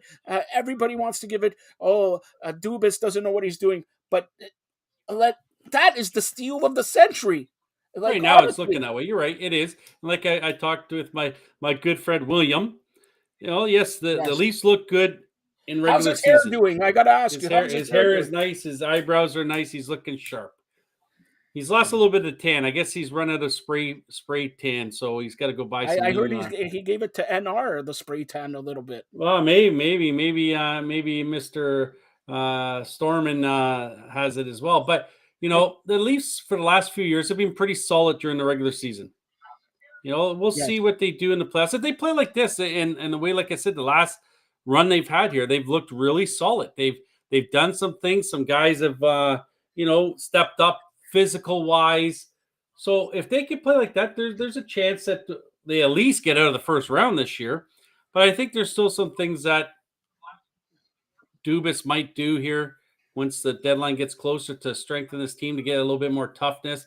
Like we've talked before, you got it wouldn't be a bad idea to check in on Vancouver if they fall out of the playoffs with Shen and a couple other guys there that might be available over in Want Vancouver. toughness? How does Minnesota get Ryan Reeves? Well, and I was sitting there thinking, like, I'm watching the game and I'm like, why is he in a Minnesota uniform? And I said, when the heck did this happen that Reeves got traded from the Rangers to Minnesota? It was a couple of weeks ago? Yeah. Like, that's a guy you have on your team. No one pushes anyone around when he's on. Especially if team. you have Marner, Matthews, Right. Nylander, Tavares. So it's Reeves is a guy that you'd like around. No one's going to mess with you. He can go out there. He can play a little bit too. But he's as tough as they come in the NHL. There's no question about it. And I saw a little clip that he wants to get into boxing after his hockey career is done. I'll be his manager. I'll take 40%. Right? Yeah, like it's but yeah, the Leafs, eventually they were gonna not get a point, but it was still 2-1 late in the third period where they had every opportunity. And like I said, Matthews got stoned by Panarin of all people after making a pretty nice move to put it in. But Matthews hasn't had the start to the year that I think he wants. He's on pace, I think, still to have somewhere in the upper 30 goal wise. That's pretty good still. Right? That's still really good. You got friggin' Nylander, who's 90 points plus he's going to average, and 40 goals. And 40 goals.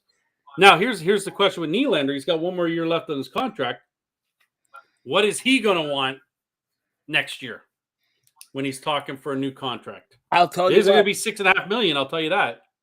But it's not going to be a 6-year, $162 million that they give to a pitcher. We'll touch on that. Yeah. But as mentioned, Mitch Marner's point streak is done at Michael Jordan. 23 games. Let's give him a clap. 23 for Mitch Marner. Everybody was getting on this guy at the beginning of the year. Marty Roberts wants to get traded. Williams said, oh, yeah, all this. But, let's give it to him. 23 games. He does not have a point. So what's he going to do next game against Washington? By the way, Saturday in Washington, the Maple Leafs next game. What's he going to do? Get 2 points. And let's speak about Washington for a second. We got to give another shout out to Alexander Ovechkin. Boy, do we wish he's Canadian, but whatever. He at least plays like on the toughness and that. This is why drops not the your gloves. Typical Russian. Nothing against Russian or whatever. Not your typical Russian. Alexander Ovechkin scoring over 800 goals now. He's just about 90-something goals behind Wayne Gretzky. 1 goal, or maybe he's tied him now with Gordie Howe. But I think he was going to be one. He was one behind, I think, going into tonight. I don't know if he scored tonight or not. Let's see. Dallas, Dallas is beating Washington 2-1. I'll tell you. No, Ovechkin has the assist, but Sherry's has the goal. So it's 2-1 Dallas. Ovechkin has the assist on that one. So there you go. Maple Leafs, Washington, Saturday. Hopefully another big game for the Maple Leafs. And Maple Leafs, next week, by the way, Tuesday, Tampa's here. Thursday, Philadelphia's here, and it's the kids game. It's at 2 p.m. 2 p.m. on the Thursday, and then they have till Tuesday. They go out to St. Louis. So Only 2 games next week, but it's big. Tampa at 7 o'clock and Philadelphia Thursday at 2 p.m. Marty Roberts, are you off? I'm going to get you those tickets to go to I the can't. You know what? Thursday, I'm out of commission Thursday. I went to the good old dentist today, and have to go for a root canal on Thursday. A root canal. Root canal. Marty, some guy named William says open mouth, but he opens the mouth too much. So that's the problem here. All right. Well, here the option was root canal or they'll take the tooth out, and I said, well, if you take the Take tooth the out, tooth out. What are you living with a root canal? Well, and I said it's going to be awfully tough for me to chew steak if I don't have that tooth. So root canal it is. To choose, that's Marty Roberts, the steak connoisseur. Marty, since we had Carmen on here, he actually has texted me, asked Marty who his pick for the World Cup final is. You know what? I'm gonna go with France. You're wrong. I'm going with France. I've been wrong all this whole time, so it wouldn't surprise me. But Marty, you know everything about soccer. You think Argentina is gonna bring him his final World Cup, his championship? Yes. I don't think so. All right, you don't think so? When did France last win it? Like 3 World Cups ago? 98. It's been that long. No, well, they won 1998 and 2018, 4 years ago. So they're the reigning, defending World Cup champions. That's awfully tough to do to be so back they could to go back. to back, basically. Yeah, that's awfully tough to do to be back to back. Maybe Argentina should just lock the France team in their hotel room and they got a better shot. Argentina 2, France 0. Not nothing. Not nothing. Hey, it's gonna go to penalty kicks in the final of the World Cup to decide the winner. It's going to penalty kicks instead of letting it play out. Well, you like playing out. First of all, another question by Carm. Marty Roberts knows everything about soccer, but he wants to know, Drew Ebanks, Marty Roberts, who knows better about balls? So go ahead. That's from Carmen. Does Drew Ebanks know about balls? Bouncing balls. Big leather balls. I'm not going there. Leave your balls alone, Marty. Leave your balls alone. All right. So let's. Anything else in the National Hockey League? Before hey, look at the Pittsburgh Penguins are up 3-2 on the Florida Panthers late in the game. Minute left. You know, they've had 36 shots. Florida has 34 shots. 4-2 now. Pittsburgh just scored an empty net. You know, Sidney Crosby's on pace to have 40 plus goals and 110 points. This guy's 35 years old? Yeah. And here he is going to have one of his best years of his career at 35 or whatever age he is. You know, and then you know, I thought he was going to be out longer than this. Letang's back. I think this is his second game back tonight, and he has a goal and I believe either assists or 2 assists tonight.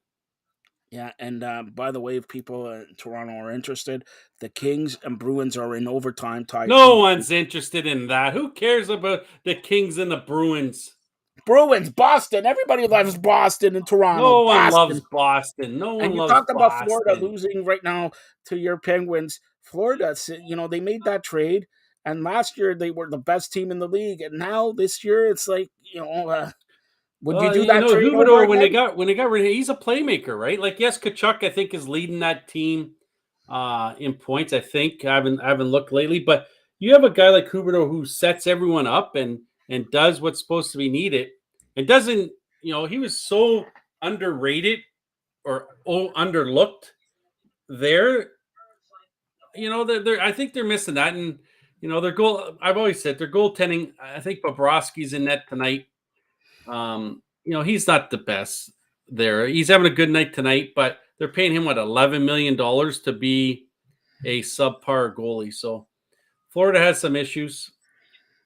By the way, Penguins are rolling. The Penguins are rolling. I think they're either second now. They're rolling, big deal. But you want to talk about Sidney Crosby? And 35 years old, on pace to have his best scoring year. But what about Connor McDavid, man? He's you talk about he's the best player in hockey, but now he's there's no question. Like, yes, last year Matthews probably had the better year, but McDavid does a year in and year out. Like, you cannot stop this guy. he can go from one end to the other, and you're not stopping him. Like, it seems almost every time he scores, it's a highlight real Yeah. goal. Like, it's insane. I think he had 8 straight goals. At one point there, eight games in a row he scored. The only Who problem has a with better Edmonton, 1-2 punch? Edmonton has the amazing 1-2 punch, but they can never. How do you like to be Jack Campbell? You got Leon Draisaitl and McDavid there, and they don't do anything. At least they make it out of the first round. But come on, you're wasting that's away always been the good problem, right? With Edmonton is their defensive side, and it starts with their goalie. Their goaltending isn't very good, and anyone who thought that Campbell was going to be the savior was really mistaken, because I was glad that they didn't re-sign him in Toronto, because you're not going to pay that guy $5.5 $6 million when he had an all right year last year, but he went for a little downside for 2 months there. And he's just not a guy that is a bona fide number one goalie. And so far, I think Samsonov's leading the league in almost every category. Oh, hold on, Marty. Taylor Woods has just texted me, and Taylor wants to know. Ask Marty, what's your number on Kipling? What's Kipling's number? If you're Kipling from the Toronto 6 mascot, so we talked about this on the show. Do you know what Kipling number is? I'm not giving her my phone number. She does not want your phone number. She doesn't need your phone number. She could bench press you, body slam you, pole drive you, suplex you. Come on. If you watched did you watch the show? You're on this show. Yes, I watched it, and Taylor said I should be at the All-Star game as Kipling. I'm going to have lots of people there. I'm going to be smiling a lot there. Yes, by the way, we should talk about that. The All-Star game for the PHF Premier Hockey Federation at the Mattamy Center, formerly Maple Leaf Gardens, January 29th, 7 p.m. Marty Roberts will be there as Kipling. By the way, he doesn't know what Kipling number is. It's number 6. He's the 6. Come on. I knew that. You didn't let me answer. All right. What's the Raptors number? I don't care. All right. I'm the Kipling mascot. I'm the Toronto 6 mascot. All right. So honestly, my eyelashes tell the story. Never mind about that. But another big story that we touched on with Justin and with Taylor was the PHF doubling their salary from $750,000 to $1.5 million. Yeah. All right, that's big news for the PHF. Yeah, that's huge news. And you've looked at it, like last year, it was half of that. So they've gone up, almost what we'll call it. 2 years, and don't forget, last year was a COVID year. Yeah. So that's good for them. That's good that they're getting it. Now, if they can just get the TSN and the Sportsnet on board on this side of the border to show the games regularly, instead of having to find a feed for ESPN. PSN and Sportsnet and all that. You want to show it? Show it on the Firedup Network. Firedup Network.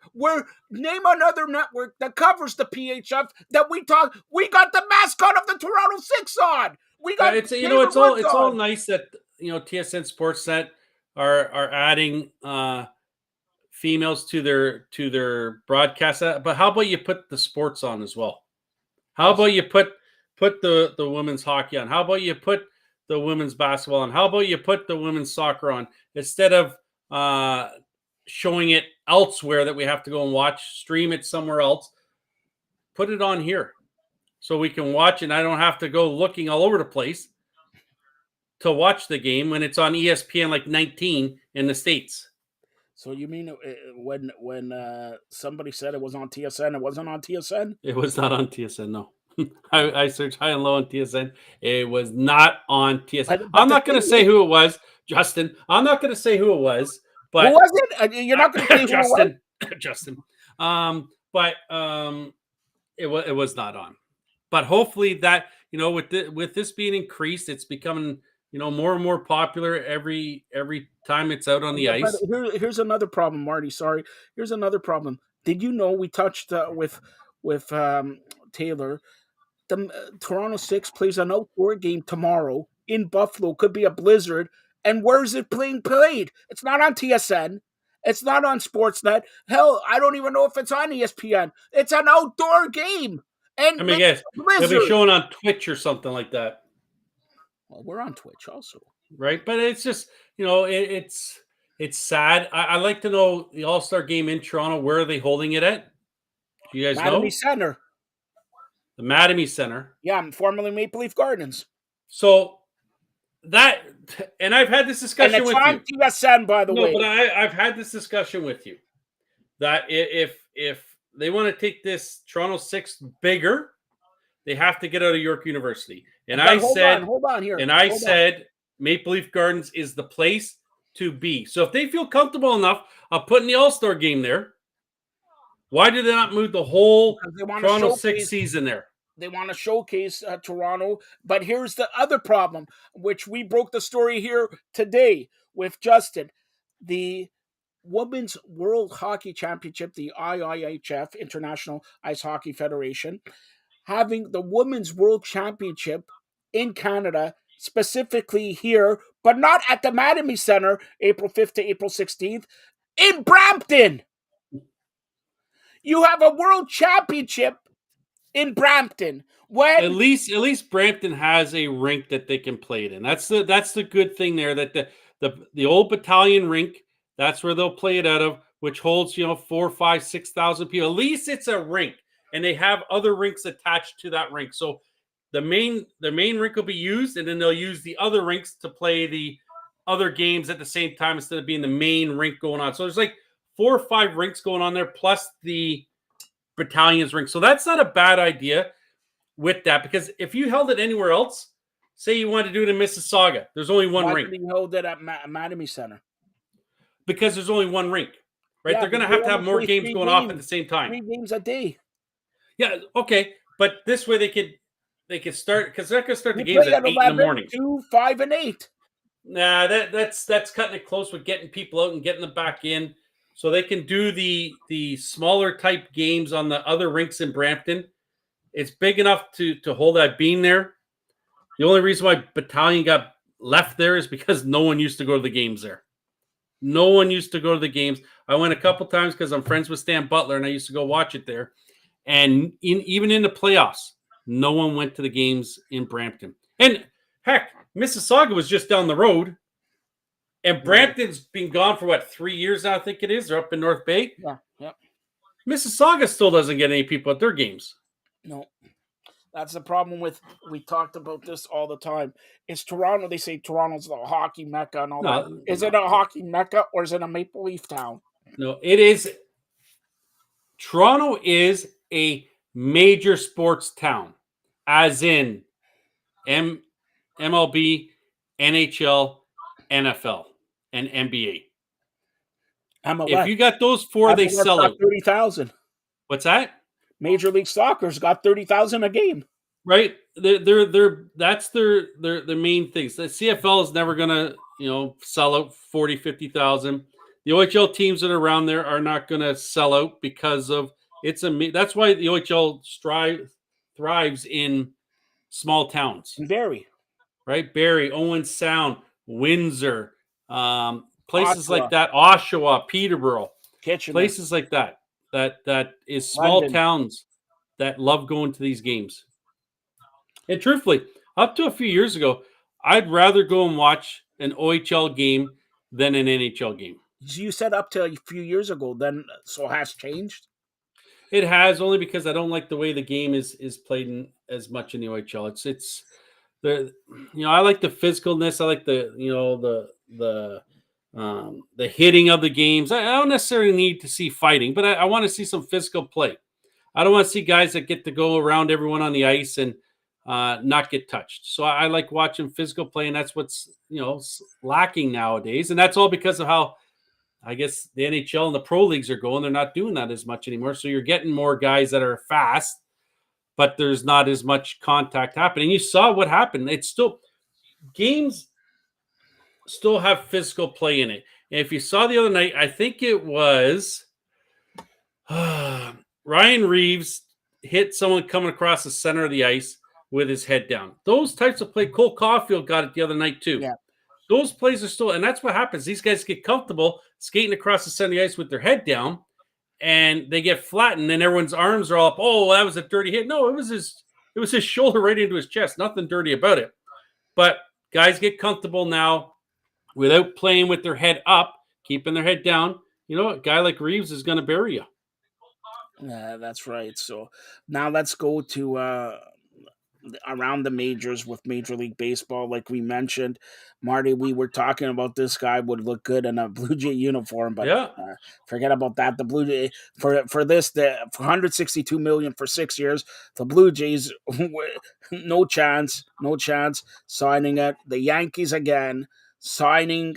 And a good lefty Yankees rotation there, and of course they signed Aaron Judge. What do you think of that? With the you know, Yankees? Rodon, it's funny because Rodon won it 8 years and like $200 million. Yeah. Now he's settled for the 6 years and 162 million, so $27 million a year. You know, he's a good pitcher when he's healthy. There's no question about it. Like if he stays healthy, he fits nicely behind Garrett Cole in that rotation. Extremely nice. Like you look at his last 2 years, he's had like a 2.37 and I think like a 2.88 ERA over the last 2 years. His whip is very low. He strikes out a lot of guys. If he can stay healthy, that is such a big add for the New York Yankees. But that's a big if he can stay healthy. That's a lot of money too. You know how the Yankee fans are. You start doing bad, they just start booing you. So can Rodon handle that? I don't know if he can, but you look at that. Like we were talking the other day when the Jays signed Bassett, we're like, wow, the Jays could have one of the top rotations for their first 3 guys in the league. Now you look, well, the Yankees now have Cole, Rodon, Cortez, and their 4th guy, Severino. Yeah. Right? You got I'm telling you, Yankees have a better rotation. Well, and you got Seattle has Ray, Castilla, Kirby, and I'm drawing a blank on the other kid's name. Then Texas, you go to DeGrom, Perez, Haney. So there's some good teams now that have some good starting pitching. The problem with the Jays right now is they have the starters. Barrios bounces back. That's a top 4 they got. They really haven't addressed the bullpen issue. Yes, they traded and got Swanson. That's nice. But they still need a minimum another arm there. And if it's all correct to what Kiermaier said today, yes, that he is the starting center fielder for the Jays, and it's his job to lose. We just lost 30 and 90 RBIs. We haven't picked it up. So, you know what I thought about the deal when it first came, and the reason why I thought that is because I thought he was going to be the starting center fielder. And then a couple of people talked me into, no, he's going to be the 4th outfielder. Well, guess what? I was right. Those people who talked you out of them, was it Stephen Williams? No, but he's a nice 4th outfielder, yes, for defensive purposes, get in there every now and then, but he's a 240 lifetime hitter. He hits more balls to second base than everyone, and he's coming off a hip surgery, which obviously passed the physical. But I just, if that's your starting center fielder, you now have an outfield of Springer, Kiermaier, and Gurriel. Okay, not bad defensively, but you still haven't filled Hernandez. You have to hope that who's your 4th? Your 4th. I'm gonna guess that they're gonna sign Tapia back, maybe,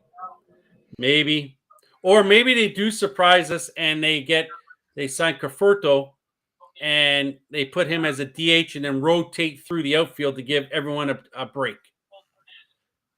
That wouldn't surprise me either. But they have to somehow find. If not, you have to hope that Merrifield and Gurriel have bigger years than what they had last year. Yeah, good luck with that. Right, and you have to hope that Kirk has the year that he had last year. Let's talk about somebody who signed much like your contract, 13 years, over $350 million. Yep. and now nobody's worth money like that. Okay, No, but Korea, um, Carrera. Carrera, yeah, is he worth that? Out of all the shortstops that signed, that's the guy I would have got first. Yeah, but for No three one's hundred worth that fifty money. million, No one's worth that money. Like Judge isn't worth 360 either. But that's what the going rate is right now. That's what everyone's paying him. You knew that San Francisco was a little bit hurt from losing out on Judge, losing out on a couple other yeah, but they guys got that, Stripling. and they got, and that's another thing. Stripling is an okay pitcher. All right, he had a good year. Would I want to sign him for a $25 million 2-year contract? No, I would not. And But like you there's said, so that's the going rate. right, but there's so many Jay fans that are upset that the Jays let Stripling go and sign Bassett. It's mind-boggling as to why you'd be upset by that. If you remember Stripling too, a couple times, and the guy's drawn a blank on who was playing third base, but I remember him yelling at the third baseman after he made a play, asking him why. Why would you throw that? Why would you throw that? And he did it again last year. This is not a guy that, to me, when the camera's on him, he might be that team guy. But when he gets caught every now and then, it's not a guy I want around. I really don't. He's not. It's nothing spectacular that he offers. Hold And on, to spend Marty. Wait, I just have breaking news, and it's bad for the Fired Up Network family and Fem Network. Shauna Brown, my condolences go out to Shauna Brown. She just left us a message here. Her mother passed away today. Her mother passed away today. That's Shauna Brown. And Shauna's a big part of the Fired Up Network and family. Condolences go out to Shauna's friends, family, and during the holiday season, always really, really hard to take. Again, condolences to Shauna Brown. You'll see Shauna Brown on Fam and Fired Up, and I was going to reveal this at the end of the show, but we have something special coming from the ladies of Fam here, a sort of Christmas holiday special concert. We'll be debuting it next week, but Shauna Brown, condolences to friends and family. Her mother passed away. Sorry, Mari. I thought that was a little bit of breaking news there, and I know she's part of the team, Marty. So anything you want to say there, also. Oh yeah, no condolences to her and her family and her daughter. It's obviously it's terrible at this time of year too, right?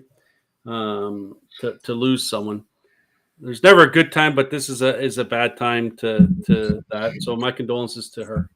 Yeah, sorry, and sorry. I know it sort of breaks up what we talked about and all that, but we'll continue on here for about 2 minutes, and then I'll see. I'll do my due diligence and try to reach out to her. But and Marty, any other thing that you want to talk about? We talked about free agency and we talked about trades, and the money is flowing in Major League Baseball like crazy. But go ahead, Marty.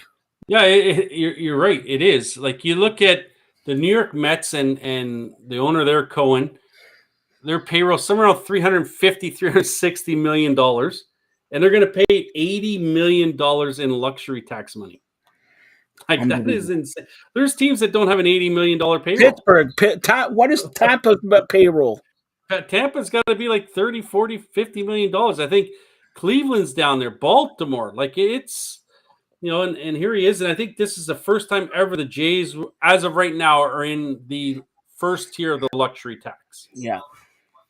So, which isn't, they're not going to be paying a heck of a lot because I think it's dollar for dollar or something like that. But, yeah, these owners just love spending money. And it comes from a few teams, like Philadelphia. I read that the Dodgers this year are going to have a payroll of only $183 million. And we know that Syndergaard signed there, and he was offered more money, I think, from the Padres, I want to say. And he said no to it to take the 1-year deal with the Dodgers at $13 million. You know that I love Syndergaard. Yeah, I think we all did. he's a guy that if he bounces back, he's going to be a big get for the Dodgers. And $13 million, the Blue Jays should have seriously looked at that. You didn't want to give 2 years to 25, but 1 year to Syndergaard. And But when I'm you're needing guessing arms, he obviously likes it out on the West Coast, but he also likes something about the Dodgers, because if he was offered multi-year contract from somewhere else, it just means there's something with the Dodgers that he likes the way that their rotation, how their pitchers are there. So that might be one of the reasons he went there, to have a big year and then sign a 3 or 4 year contract after next year if he can do it. So, and that's what all these guys do. Like, and Stripling got are his. in on Cueto now. Well, I saw that too. Interesting, because the Jays have to make a couple moves, right? They have to get some guys off of the 40-man roster. I think they have to get 2 guys off, and I'm going to guess it's going to be Hatch, two of Hatch, K, or Thornton. Yeah. Now, I know there's talk about Merriweather being one, but I can't see them giving up on Merriweather, who throws 98 miles an hour, when you don't have a lot of guys who throw that type of velo in the organization. So I could see, I'm surprised Thornton's still around. Cueto, Marty, if they sign Cueto, Mitch White and Kikuchi, Kikuchi, I would guess is they would look at moving him to the bullpen, or maybe they just decide, let's send him to AAA, and if that doesn't work out, we just eat up the contract. Right? If you're going to have him on the team anyways, he's not going to do anything but hurt your team. You might as well just eat the contract up and move on from Cueto, like we just talked about with the Yankees. Blue Jays get Cueto. I think Blue Jays have the best rotation in baseball, let alone America. Yeah, if Cueto can pitch like he had our year last year too.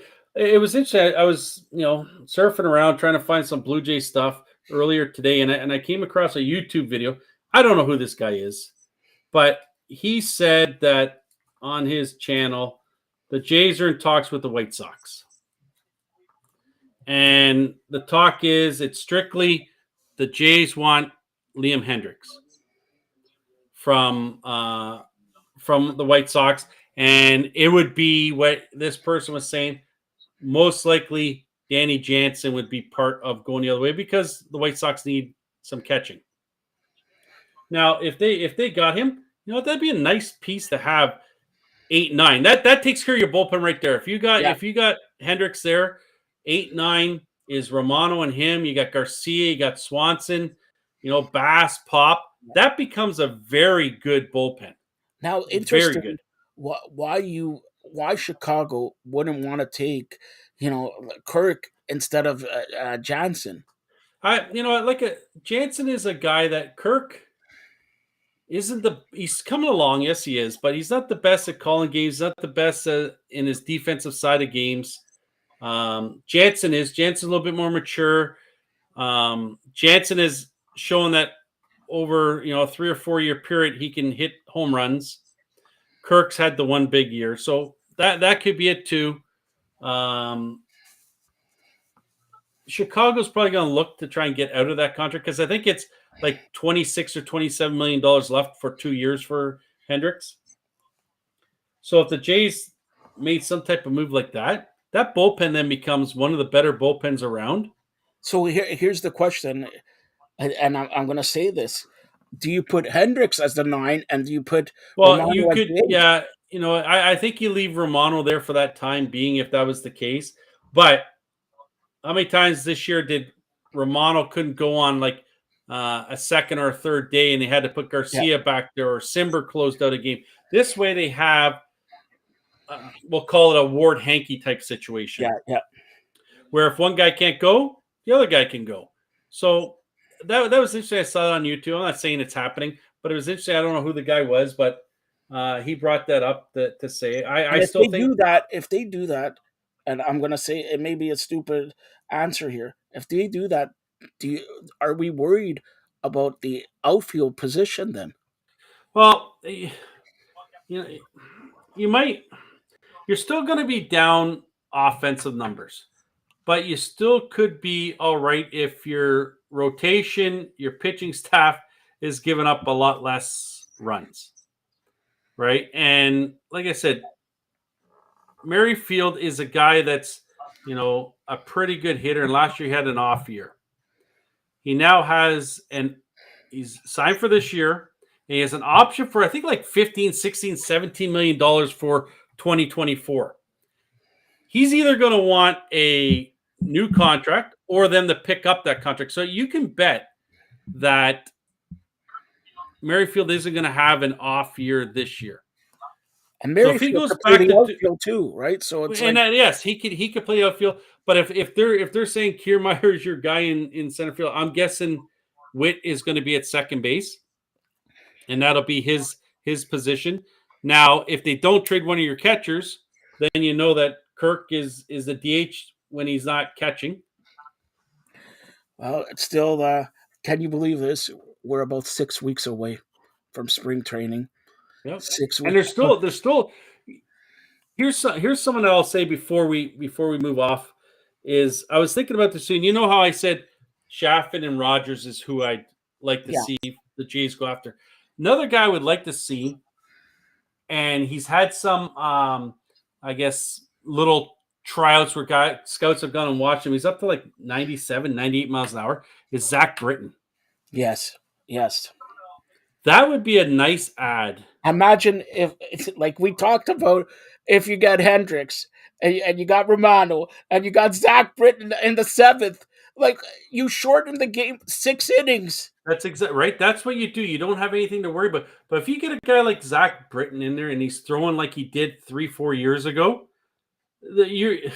he's just dominant versus left-handed hitters.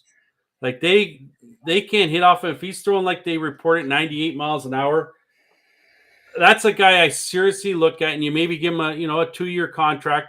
Yes, he's 35 years old, I think it is, but that's a guy that I would look at then. I totally forgot about him until I heard someone mention it, that he had like a little tryout and scouts were out watching him. So there's still some guys out there that, Swanson still hasn't signed.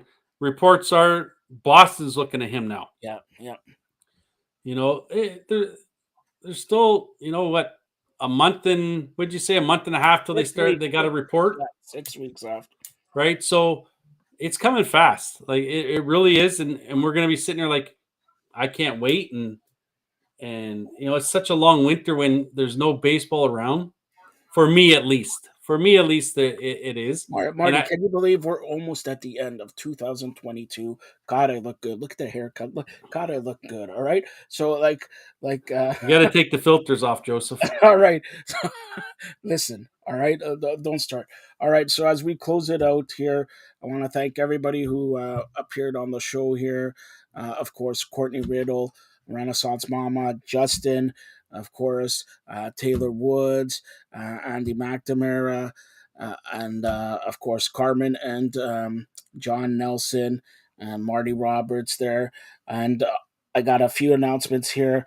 I like to take this opportunity and say happy birthday to my cousin tomorrow. So he's watching. So happy birthday. Another good personal close friend of mine, Avi. Avi's birthday is on Saturday. And Aubrey Green, his birthday is on Sunday. Enjoy the World Cup, everybody, on Sunday morning. Also, just a little bit of some news here. Again, our condolences, our deepest condolences to Shauna Brown there. Hopefully, I'll be trying to call her and everything like that. So, and also Anthony from Wave Global, his birthday is on Tuesday, so happy birthday. And another thing, this Sunday, for all the Jewish fans out there, is Hanukkah. Happy Hanukkah to everybody out there. Marty Roberts is going to close it out by singing Adam Sandler's Hanukkah song. Go ahead. Not this time. I sang happy birthday last time. I'm not singing this time. Come on, you got to do it. It's happy Hanukkah. I drink gin and tonica. And that's all we're gonna say for Fired Up Network, because it's crazy nights. Have a happy Hanukkah. Stay tuned for more great programming here on the Fired Up Network. And Marty, listen, if you want to get me my Hanukkah present, all right, you got to get me some wine. All right, some Manischewitz wine. You don't need any wine. I don't need any wine because I You don't whine? need wine. All right. Thanks a lot, Marty. And again, condolences to Shauna Brown and her family.